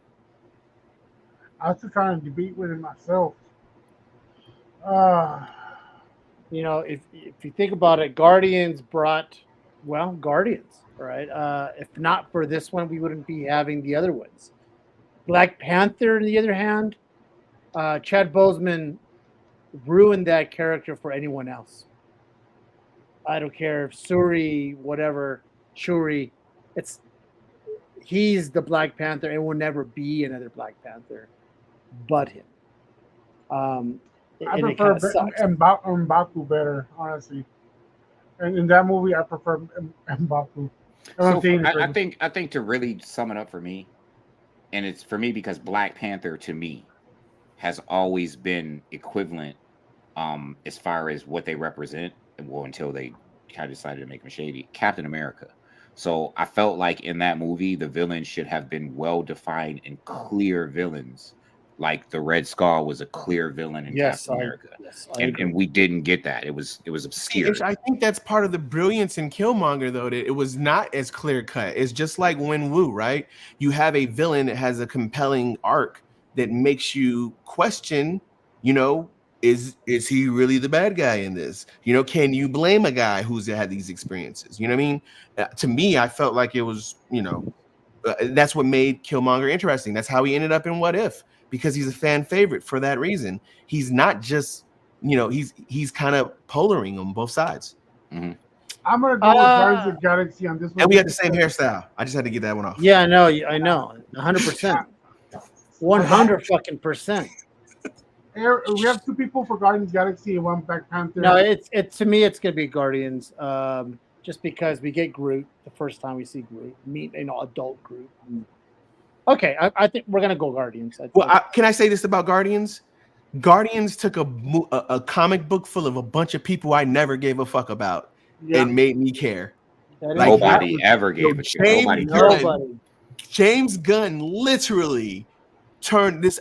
Listen, I when I was a kid and I collected comic books, the Guardians of the Galaxy comic books, they just sat in my box. I didn't read them. I didn't Who even have a cared? box. You know, I have a box for Guardians of the Galaxy. Listen, really quick. I need everybody in the stream.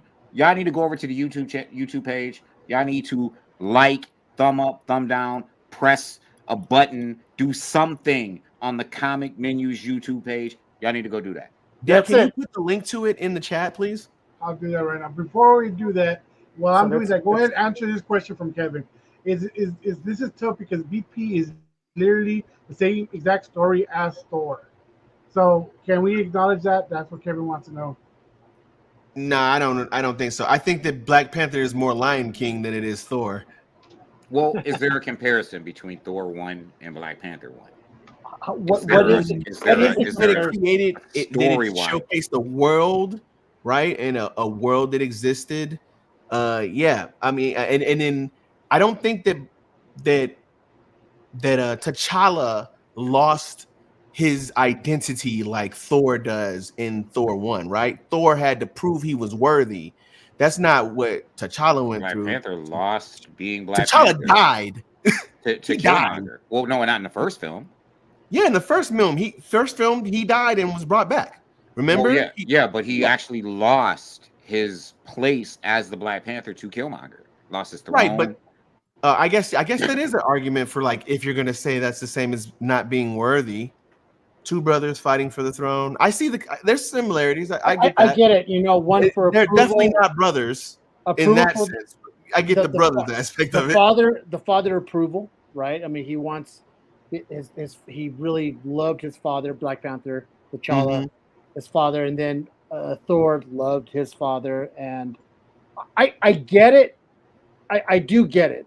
I never really thought about it before until Kevin. I brought it don't up. think that. I think that Thor was more so a movie about living up to the expectations that are levied upon you based on responsibility, and I felt like there was more to Black Panther than that. Black Panther spoke to a lot of cultural things that existed that transcended just the story of the basic plot line of what was happening, and that's why I think Black Panther hits a little harder for me. So no, I don't compare the two one for one.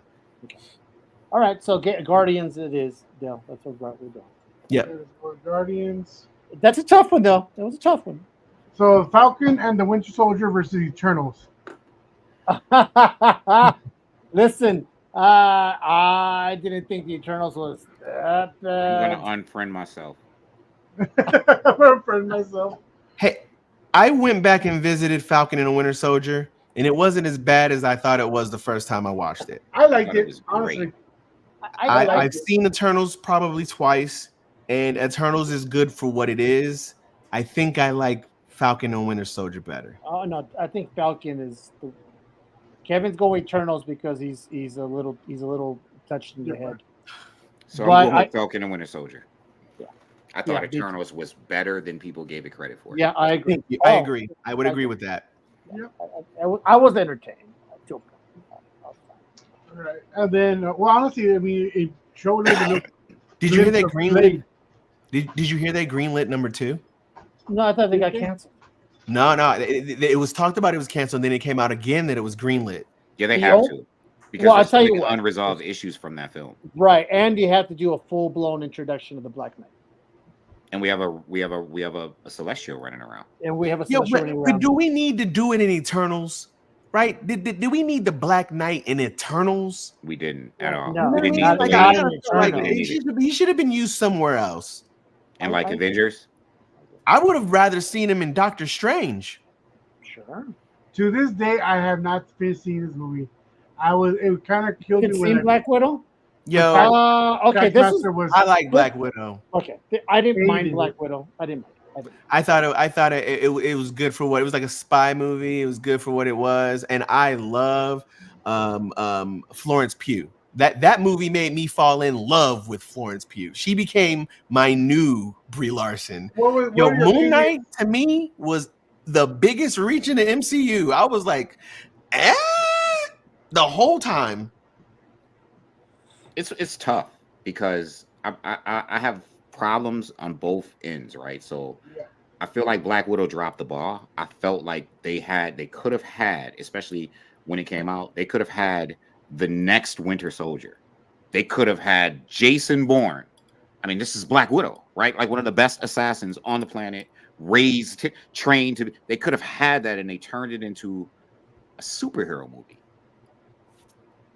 And they could have made it into some. They could have set it in her past, and just put a tougher rating on there, and really showed us with Natasha Romanoff like what led her to where she is now. Former villain, you know what I mean? Like what really led her to where she is now. And I feel like they dropped the ball there. And then with Moon Knight, like I think the writing and the concept behind Moon Knight was really dope.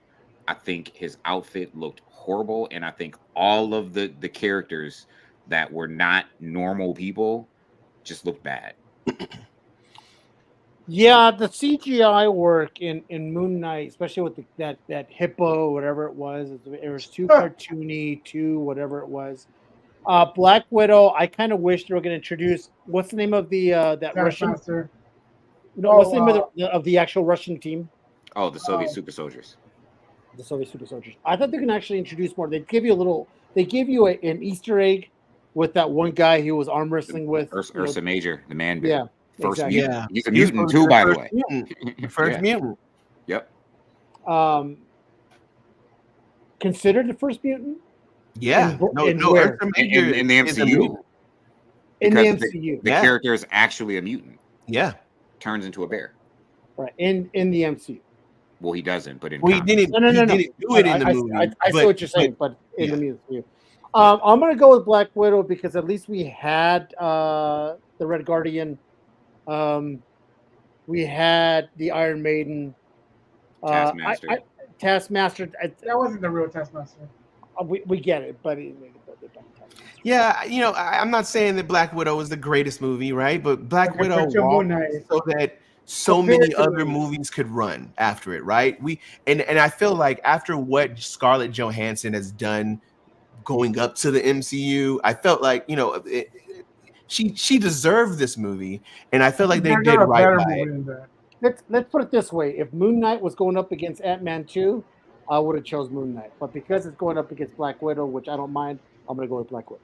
That's fair. We have 3. That's fair. I hate Moon Knight though. I'm gonna go with Black Widow because they didn't do anything Easter eggish in Moon Knight. Like no other nods to the rest of the MCU. Yeah. They had some. Well, we'll see how the second one turns out. All right, Captain Marvel versus Avengers: Age of Ultron. I'm gonna go with Captain Marvel. Captain Marvel. I'm gonna go with Age of Ultron. What about you, Dale? I love Brie. Dale was kind of hoping to be a landslide, so he doesn't have much of a choice. But I'm going Captain Marvel on this one. Okay. Yeah, Captain Marvel. We have another Age of Ultron, so that's 3-2. One of the only reasons why I don't mind Age of Ultron is because I get to hear James Spader play, Ultron, which he did an amazing job as. Okay, we have 3-3. Ultron. Damn it. So it's 3-4. Wait. Hold on. It's 4 Ultron versus 3 Captain Marvel. All right. Sure. It's a majority vote. We gotta be fair with that. I was picked this too. Wow. Winter Soldier versus Far From Home. Winter Soldier. Winter Soldier. That's a good. Real quick, guys. Anybody in the comment section? No, it's all 4 of us here. So. That's 4 of us. Winter Soldier. That's another one. There we go. Okay, Endgame versus Guardians of the Galaxy. Endgame, right, guys? I'm going Endgame. I'm going Endgame. Someone's gonna go Guardians, but no point. It's Endgame. Everybody's going Endgame, but me. So it's Endgame. It doesn't matter. All right, so we got. I'm going Endgame all the way, guys. Okay, Falcon versus Black Widow. Ooh, this is a tough one because they're about what and what. I'm gonna go Falcon. I got Winter Soldier. I'm gonna go with Black Widow because I like Florence Pugh's character way more than any other character out of all of these series. Like her portrayal was fabulous for me. I could watch her all day. What did you pick, Ish? I gotta go Falcon. You get Super Soldier, Super Patriot. You get OG Captain America. You get U.S. Agent. You get Madam Hydra. you get, I gotta go Falcon for that. So And we you have get a 3 really Falcons. dope speech at the end too. I tell you 4 what, Falcons. I didn't like. Well, no, you didn't hear me, Dale, because No, and I'm not talking about you. I'm talking about the comment section. okay. 5 Falcons. Because well, I guess it doesn't matter. Because I was gonna go Black Widow because something about the U.S. agent, his fucking, I didn't like his face. Wyatt Russell, was that his name? Wyatt Yeah. Russell. Yeah, I didn't really like his portrayal. It was creepy and it was very dark, but I'm gonna go It with just Black didn't- Widow, but yeah, I I didn't like lost. I didn't like his Bucky either. What was his Bucky's name? I forgot his name. Oh, What's his name? You know it, Ish. What's his name? I don't remember. I know he was. I forgot. Yeah, it was Comic- terrible. They should have No, combed his hair. All right, so we got 5-3. Which Falcon wins this one. All right, right, this is, Dale files his taxes. That's a good one. Captain Winter Soldier versus Age of Ultron. I'm assuming Winter Soldier, guys. Winter Oh, yeah. Winter Soldier. Soldier. 100%. Winter Soldier. Winter Soldier. Everybody in the comment section. Winter Soldier. Yeah. Oh yeah. Somebody said I'd rather watch Dale file his taxes. Yeah. Fucking assholes. All right, Falcon versus Endgame. We got Endgame, Endgame. right? In game. Well, Ingrid. Well, Del. I mean, it's just gonna say Winter Soldier. I'm gonna say in game. It's Oh, Falcon. really? Good for you. It's Falcon Caesar, not Winter Yeah. Soldier. It's Falcon and the Winter Soldier. Oh yeah. Whatever. Yeah, but it's not the regular one he's talking. So, Endgame for everybody. In game. This is the real battle right here. If Oh, I'm any gonna battle- go Winter Soldier. Okay, I'm Winter going Soldier, Endgame. Endgame, Caesar, Endgame for me. Endgame for me as well. You just- comment You section. just can't. You In just. game is a cultural moment. You Ooh, we just got can't. 3-3. Now listen, we got some Winter Soldiers we have like Winter Soldiers in the comments. I'm just saying. I We just got say- in games in the comments too. It's 3-3. So it started off with Kevin Delgado. So we have 1, 2, oh, it's 3, 4 and 4 so far. 4 and 4. That's closer than I thought it was gonna be. All right, we need somebody to break this tie. I tell you what, you just can't beat on your left at the end of Endgame. You are On- so right. You are so you- right. There's Oh my something- god. But Winter Soldier win game just lost. Check out Peter's comment. That's good. But No, Peter he already, already but voted. Peter already He already said. voted. Oh, So it's 4-4 right now. We need somebody else to break it. We see Jason already voted. You have a Jason. whole generation that is gonna say in game, not just us elitists and purists and comic nerds, right? A whole generation that is gonna look at the moment in American pop culture that what Avengers Endgame is. It is like mind blowing what We need somebody Endgame to was break this able tie, to do. Yeah, we do. We need and yet somebody. we're tied. We need Somebody come break this tie. Oh, there it is. 3 of them. It's- Endgame, Endgame, and Endgame. So comic menu. what- Endgame. Okay, let's see. Kevin, did you vote earlier? Come on, come on, guys. we need. We Nah, need Kevin somebody. switch. Kevin, you switched your vote. You can't do that. I mean, as much as I want you to be in game, Ah, you gotta so- be fair. So we need to have one person. I know we have more than 5 people in the comment section. I can see 11. One Like, more the guy. comic menu is like a ringer. Which movie have you watched more? Let's go down the line. Ish. How many times have you watched Winter Soldier versus how many times you watched Endgame? I've watched Endgame once. Okay. Caesar. Oh, what? I've seen probably twice actually. What, Endgame? No, Winter Soldier. But I've seen How many Endgame times have you seen more. Endgame? More. Dale? I want to say 4 times Endgame, twice Winter Soldier. And the reason I watched that Winter Soldier the second time is because it was on cable and that's what was playing at the time. Like I'll watch it, not because I was looking forward to it. Yo, I've probably watched Endgame 8 times. That movie is so fun to watch the over and ending, over. The ending of Endgame. Even the middle of it is fun. I To, understand. to revisit the first Avengers set and to have everybody in the same. I mean, just the whole time heist thing was done well. Like to see all these different perspectives and aspects of what was happening in the MCU when Bruce goes back and he visits the what's her name? Carol, Carter. The ancient Carter, one. The ancient one, right? Oh, The ancient one. Yeah, Like I mean, it was just all done so well for me, man. And No, when Black Widow died. Yeah. So honestly, what I hated about Endgame is that when they forced that whole female team up. What? thank That you, was Kevin. The what? crazy. Yes, Kevin. I didn't want to say anything about the stupid time heist that aged Captain America. And I didn't want to do that. Like, yo, you want to make a plot hole that listen, put a time paradox in anything, and all you're gonna do is leave people with questions. Well, that's It's a comic book movie. It's a What do you given. expect?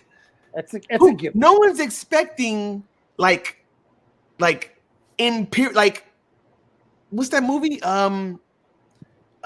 Schindler's List or some shit. You know what I mean? We're watching comic book movies. So yeah, it's okay to watch a time heist. We just watched some guy snap his fingers and half the universe disappeared. Yeah, but these are the same problem, movies no, that no, have. no. I'm not saying it's not living okay to planets. watch a time heist. What I'm saying is, and I think you can appreciate this, when you're gonna write things like this, you open the door for paradoxical situations that people are going to question. But that's what we're exploring now in the multiverse saga. That's what it gave us, and we knew that, and they went in with the idea that we're going to have to explore all of these But what I'm saying is you have to be very careful as a writer to make sure that you are able to satisfy those questions. Otherwise, it looks just like a plot hole. If that's gonna be your challenge, like from a writer's perspective, you have to make sure that, okay, when I finished watching Endgame, I had real questions, and people would say, well, Ish, this is how time works. Go watch this movie or go watch that movie it's not even an MCU movie, to get an explanation for the question. And I think that as a consumer, it's not my responsibility to go watch 5 other movies that have nothing to do with the MCU to understand what you're trying to convey to me. Say again. What was the time question, Ish? Okay, so Captain America, right? Yeah. Who follows Captain America and knows what Marvel has presented to us, right? Thinks that Captain America is going to go back in time and proactively decide not to be a hero. You mean like be selfish and spend time and then somehow miraculously make it back on the beach? Is that not accurate to the comics? Is that not how we got Old Man Cap? Well, I'm not familiar with Old Man Cap. We have an Old Man Cap, right?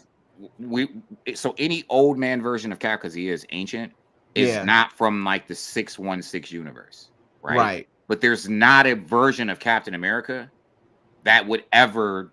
I'm just gonna take that around and watch all of these things happen that I know are gonna happen. Like I know these things are gonna happen, and I'm gonna sit around. Know the snaps coming.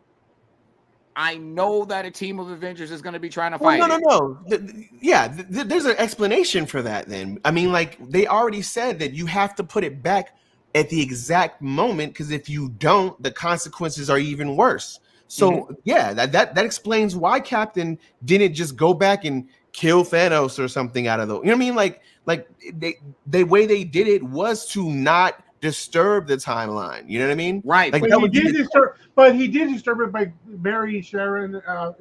He changed everything. He changed everything. He did. But who is Captain America? He's a human being, right? I mean, it's believable because at the end of the day, we watched this guy mourn missing this dance his whole saga in the Infinity Saga. And to believe that him had to finally have a chance to relive that moment. Like the only difference in his mind was that Captain America come back after it. My Captain America would say no. My Captain America. But it's Kevin Feige's Captain America. Time. But this is Kevin Feige's Captain America. Okay. And that's what messes it up. That's the thing. Like logically, we've been taught all our lives that if you mess with something in the past, it's gonna fuck up the future. That's what we've been taught throughout many movies. And I get what Ish is saying. Well, yeah, we don't have a fucking Captain America right now. We got fucking Falcon running around trying to be Captain America. That's what it fucked up. I mean, check out the comments. The one thing about Captain America in comics is that Captain America is the one constant that you can always count on. He's your superhero's favorite superhero. Like he is just that. That's Captain America. You know what I mean? The greatest will ever, just ever. And that's that Captain America. Like preserve that dude. I get it. Falcon can be Captain America too because he is in the comics. There's 2 of them, but Cap is Cap, man. I get it. I get it. It's like seeing Batman hold a gun or some shit, right? It's just not something that you would imagine is so true to the ethos of the character. You know what I mean? Mhm. But I mean, for storytelling's sake, Mhm. for me, And I'm good with it. Anyways, Winter Soldier won, unfortunately, because fucking Samuel decided to pick. Wait a battle. minute. Wait, hold on. We're going based on Delgado changing his mind. I said No, Sam. Samuel Murdoch. Oh, So, yeah. well, we're- I mean, listen, I'm not mad at this decision. I'm gonna be honest with you. I'm elated. so it looks Wait. Avengers versus What did he Whoa, say? whoa, Wait. What did Sam say? Did he Well, vote for yes. Winter Soldier? Yeah, it's a while back when we were having the conversation. Where? Yeah, I don't see it either. Right here. I see tough call for me. Look at the stream. Look at the stream. In game, but I like. But he likes more. Avengers more. Yeah, He picked Endgame. He picked Endgame. Come on, Del. Oh no. Yeah. Oh, he likes Avengers more. Okay, well then, let's say it's Endgame versus Avengers. Endgame wins then, pretty much. Yeah. So yeah, but now we got the wrong matchup in the end. No, he fixed it. Endgame versus Avengers. So I mean, hypothetically, I'm saying it's Winter Soldier's right. The screen shows Winter Soldier. Picture, yeah, it's a screen, but you know, it's a storytelling is wrong, just like the movie was. And then go with your. Oh, that's what we doing. That's what we doing now. That's what we doing. That's what we doing, bro. All right. Wait a minute. So, are we? Go ahead. This is supposed to be Avengers versus Endgame, but because you fucked up, is that what it is? Yes. I'm going with Avengers. This There is no Endgame without Avengers. Bracket. Endgame is the exclamation point on the Infinity Saga. It was the first time anything like this had ever been done, and the crowd reactions in the theaters are known as a cultural moment in pop culture history, and it catapulted comics to a level that we haven't seen before. Where did y'all find this guy, man? Like, he got sermons that's gonna convince you. Like, you're gonna be like, yo, I want to go watch this movie. And then you're gonna be like, wait a minute. All right. I love your perspective Lucas. in the way that you break it down. Thank you. I appreciate yours too, Ish. You make very, very valid points tonight. Endgame, because there's so many iconic scenes there. Obviously, to the left was one of them, or like you wanted more, or when he fucking got the Mjolnir, he picked it up. Bro. That was. I didn't see that coming. Thor goes, I knew it.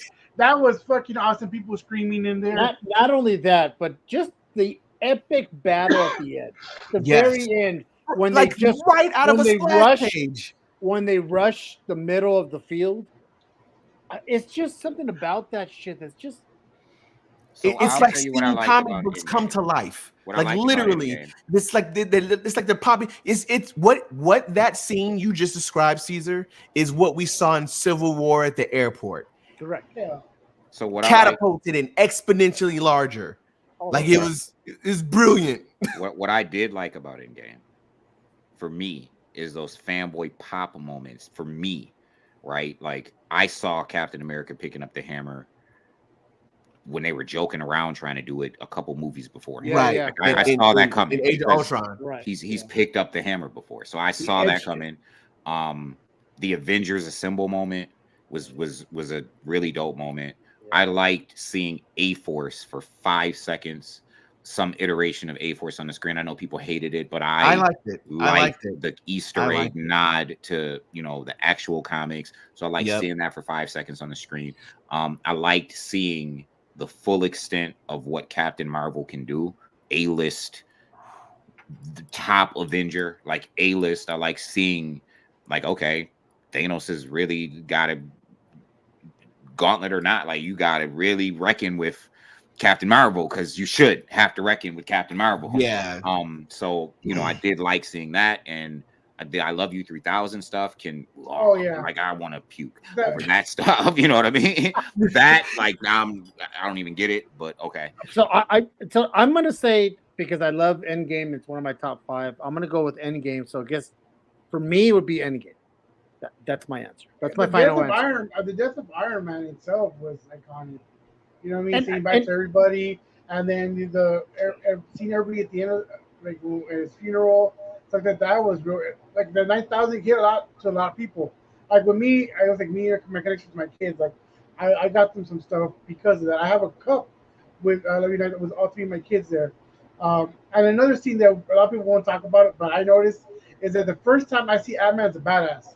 He goes to become 50 foot tall and he knocks down one of those motherfucking ships, right? He knocks it like, oh shit, there we go. This is an Ant-Man I wanted to see. This is when he was a 52 or 50 foot man. But I'm gonna let transfer the teaser. But those are the two scenes I got to talk about too. I will say, even though we're seeing a picture of Winter Soldier, but we're using our imagination because Dale doesn't know how to touch things and read. But the thing is that what I didn't like about Winter Soldier, I gotta tell you, I like the fact that Tony Stark did not. It was hard for him to comprehend that Winter Soldier was not the Winter Soldier. He was under the influence, or he was under the mind thing that he doesn't realize. War. Is that Civil War? That's Civil War. Tony Stark is not in Captain America. He's over here talking all this smack, and yet he can't tell the difference between what movies he's talking about. So anyways, I'm gonna go with Endgame.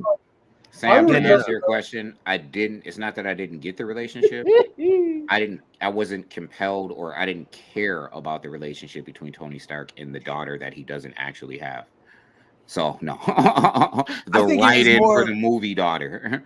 I think it was a stakes kind of decision, right? Like to show that he had a reason to be reluctant to go this route, and that him making this decision was a huge sacrifice, that he gave up what he had fought so hard to get for the sake of everyone else.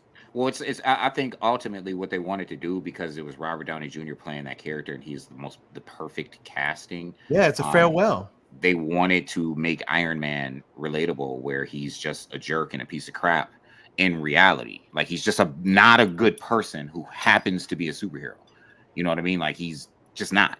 And especially if you read the original Civil War and what he does to Captain America, and cloning Thor, and you know what I mean, and having Thor kill Goliath, and like these things are just Thor really beat the hell out of him because of it. You know what I mean? Very compelled in their plight, right?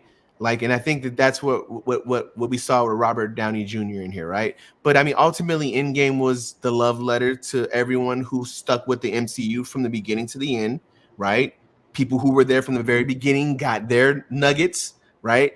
And you had a little tidbits all the way throughout, right? Endgame was supposed to be a permanent farewell to Robert Downey Jr. and Chris Evans.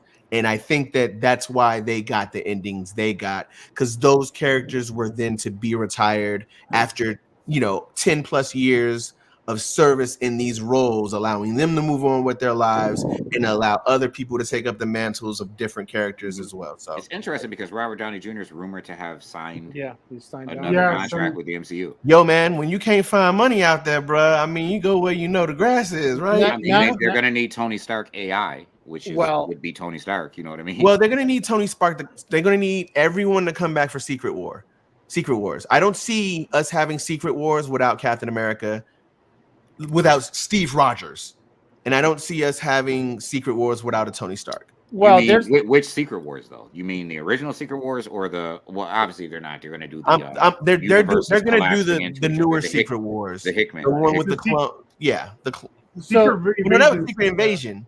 Secret Wars. The Secret Wars we're talking about is the Secret Wars. Yeah, we're probably not going to see our versions of Captain America or our versions of Tony Stark, right? Yeah. They'll be portrayed by those actors, so we can see those actors again. But we're gonna see a bunch of worlds collide in a bunch of incursions. One of my favorite. God Emperor Doom. Yeah. We'll never see God Emperor Doom. Don't say that. We get Secret Wars. Don't say that. Because if we see Doom in Fantastic Four, we might. Yeah. No, well, that's different. That's if they bring in Doom in fucking Fantastic Four, and if they they very well may. Now, I will say one of the biggest rumors that I've been hearing about, and it keeps running rampant, is they're gonna make the Captain America movie where it's him putting everything back in order. I haven't heard that. Yeah, that would be a waste. I think that would piss people off because you got to sell people to buy into what happened, and then you're just gonna undo it. That's why people like. That's why like, reprising the role of Logan in Deadpool Wolverine was so hard to pitch because they don't want to undo the grand send off they did. That's why this Wolverine isn't that Wolverine. It's a different Wolverine. Right. Yeah. No. Well, it would make sense, like Sam said. It's a TV show or a Disney Plus show where he sees him putting each stone back where it was, and I can see them do. I can see them doing it, putting it back in the putting it back. Right. Yeah. Like that's why they send him back. Right. I don't think that they would do that. That would be a budget nightmare. Can you imagine having to recreate and de-age all those actors to try to replace all those moments of him being in those? They got that technology now that's not really expensive. Deepfake. Yeah, but it's still very expensive. And as long as they have their AI, their photos for AI, like Bruce Willis. Yeah, but the actors would then have to sign off. But remember, they just did a big strike to not have AI take their likenesses. I think it would be really cool if Captain America, because you could tell. I think we'd see a fan film of it before we would see an actual official movie of it. Well, maybe not that series, right? But Captain America has this whole history now, right? Like that they could just tell stories in. Maybe he did put on the uniform, and maybe he did go fight, this villain or that villain or this villain, or maybe he did do some stuff. Maybe we see him sitting with Sharon and she's always, coming at him because, he's Captain America and he can't. You mean in this time that he stays with Sharon? Right, in that time. Like maybe he just can't stop. Wait, are we talking about Sharon or are we talking about Peggy? Peggy. He just can't stop being Captain America. You understand what I'm saying? Maybe because he is Captain America, and maybe we see him put on that uniform or some uniform. You remember in that new Avengers story after Civil War, when Captain America, obviously SHIELD came and tried to take his license from him, and he was running around with the secret Avengers, and he was an outlaw for a long period of time. Yeah. And, maybe we see something like that, this secret Avenger. You know what I mean? They called it Captain America. Wasn't he Nomad? Yeah, for a minute, really quickly. So this is the thing. I know we're getting a little bit over, but this happens when we get on a topic like this. There's certain things that were not on the bracket. Thank God, right? Secret Invasion was not on the bracket, which is a good thing. Secret Invasion. Go on and say it. I know what wasn't on the bracket. I'm waiting for you to say it. Secret Invasion. She-Hulk. I'm not going to say She-Hulk because that's not even worth mentioning. And the other ones are Sony movies, right? So you didn't have Echo. We didn't have Echo, and I would have put Echo up there as in past a couple because I liked Echo. I don't think anything that wasn't mentioned is going to beat Endgame, though. No. No, and it's funny because they should have compared movies to movies and shows to shows. Because I don't think sometimes it's kind of fair. I don't think it's fair to put a show against a movie. But I would have loved to see what we thought about an Echo versus a Loki, Black Panther or this versus that. She-Hulk versus Echo, which She-Hulk it's not even comparable. She-Hulk was not bad. I feel like I got set up. I feel like Caesar. Every time I see "Hey, my man" from now on, and my messengers, every time I hear "Hey, my man," I'm gonna take it with a grain of salt. Because Caesar knows I hate Avengers Endgame, and he invited me onto a stream where I have to watch Avengers Endgame get celebrated and celebrated and celebrated. In my defense, Ish, I didn't know what the bracket was until today. Oh, Dell when we got in, I said, Dell, what's the bracket? And he's like, oh, we're doing TV shows and movies. I said, oh, it's gonna be in my man. It's gonna be Endgame. That's gonna win. I take it like this. I know that I'm an odd man out, and that my love for She-Hulk as a character and my appreciation for the series is not something that's common. And I think that the common narrative is that Endgame is, one of the best MCU movies. Maybe for some not the best, but you're definitely on the outskirts if you're someone who didn't like Endgame. You're not the majority of people, right? And I think that, you know, that's the same thing. Matt. I want to tell you something about She-Hulk. Some years ago in my Facebook group, I did a post. This was probably 2019, where I asserted that She-Hulk and not Captain Marvel should be the flagship heroine for the MCU. And I mean, in a feature film. And it was at the time when it was before Attorney at Law? Okay. Yes. What, like 2019, 2018. Okay. And because I love She-Hulk. But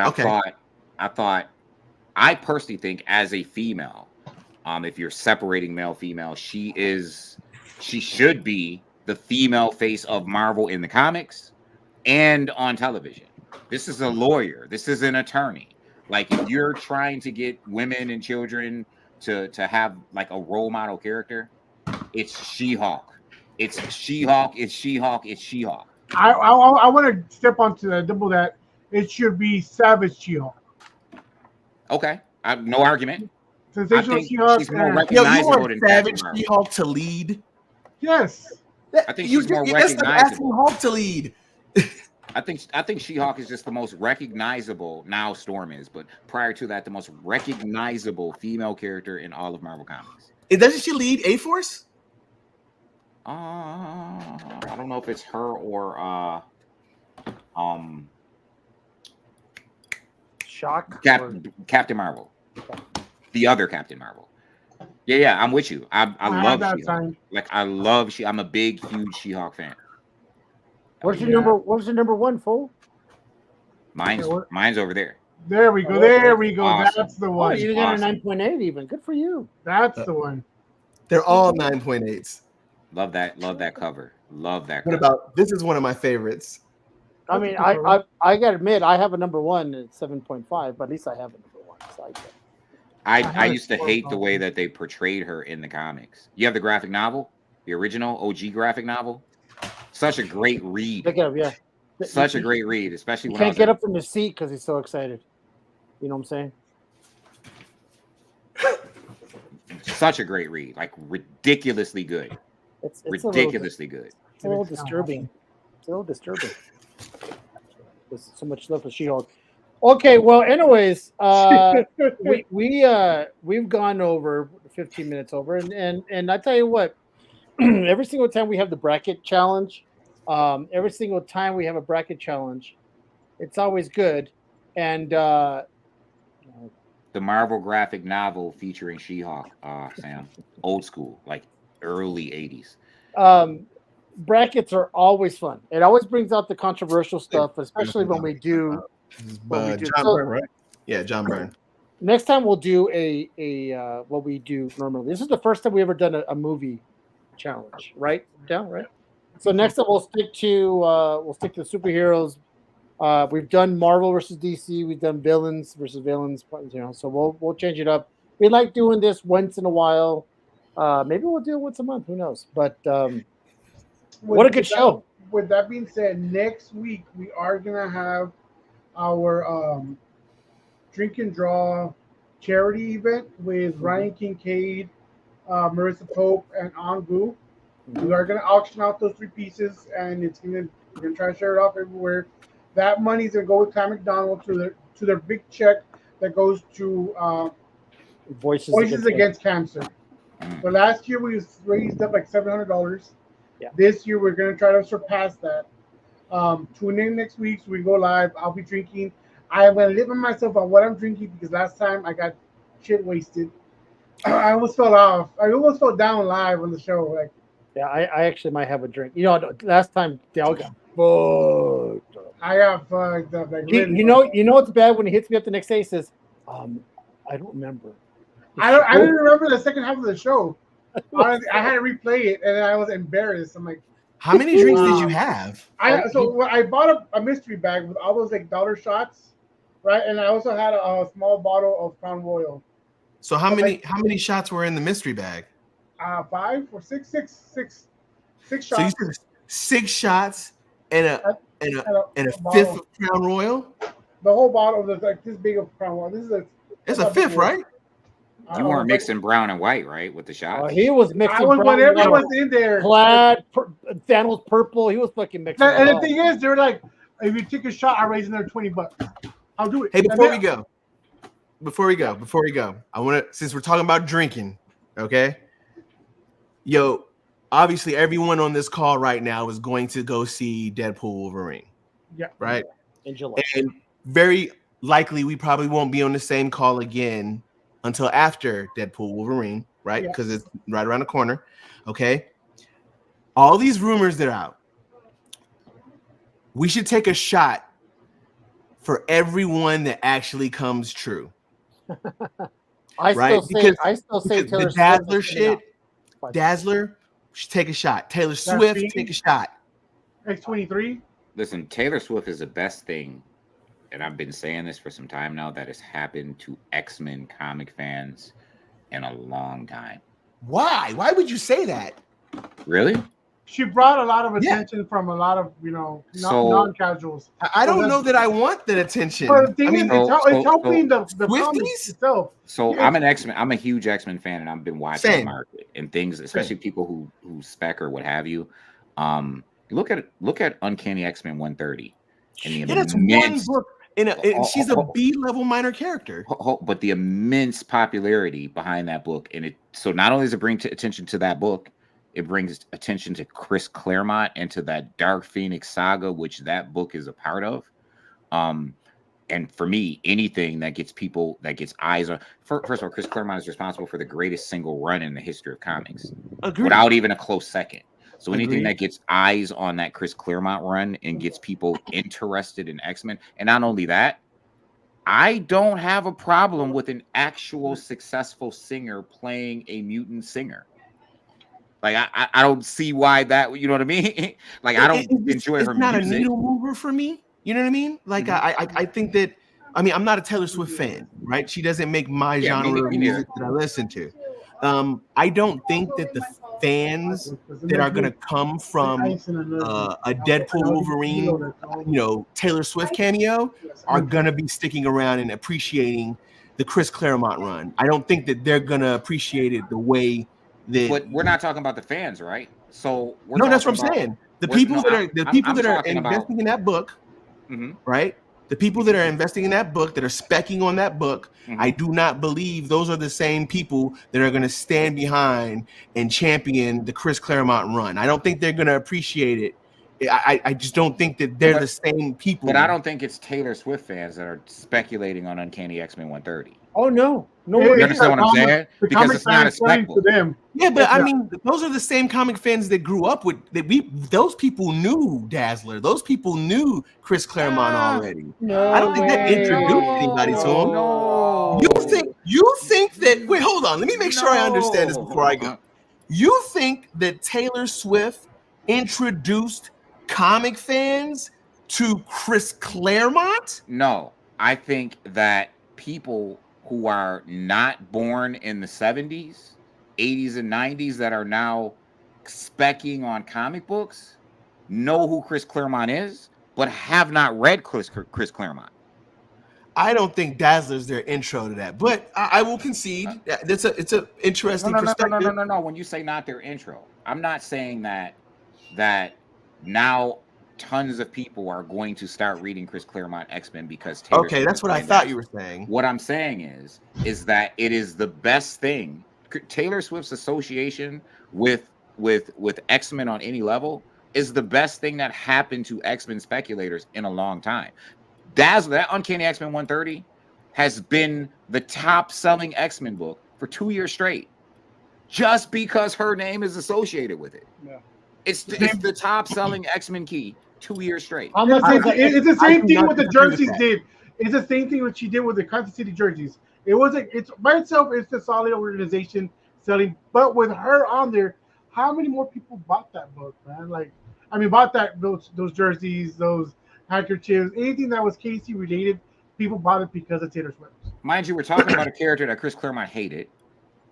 He didn't want to introduce the character. They were going to do a movie, and so Marvel made him introduce the character. The character was never really successful until I want to say the late 80s when she was on that Outback team around 214, to Uncanny 214. I don't 215. remember Dazzler ever being a successful character. I felt Okay, like so- Jubilee was a more successful character, and Kitty Pryde was a more successful Kitty Pryde, character. Kitty Pryde isn't a fair comparison because Kitty Pryde was always out the gate very successful. Not successful, but a fan favorite. Jubilee was only a fan favorite. I love Jubilee, but because of the X-Men cartoon along with Gambit. But you're an X-Men fan, right? Of course. Okay, so Favorite series. I grew up in favorite series as well. Yeah. So then I'm sure you understand that many people's favorite iteration of the X-Men is a team called the Outback X-Men, which had... So this is new to me. Right, this is right after the Mutant Massacre. Okay, when Mark Silvestri was drawing X-Men. Okay. When Colossus left the team, Shadowcat left the team, Nightcrawler left the team because they kind of they formed Excalibur. Got massacred. So that team had Magneto as headmaster. It was Storm, Rogue, Wolverine, Long We're talking Shot, about late bronze. Long post Shot. 200. No, right after 211. Yeah, post 200. No, right after. Yeah, post 200. Yes. Yeah. So you had Magneto as headmaster. Yep. You had Storm without powers. Yep. You had Wolverine. You had Colossus would come back. You had Long Shot. You had Dazzler. You had Psylocke. You had Havoc.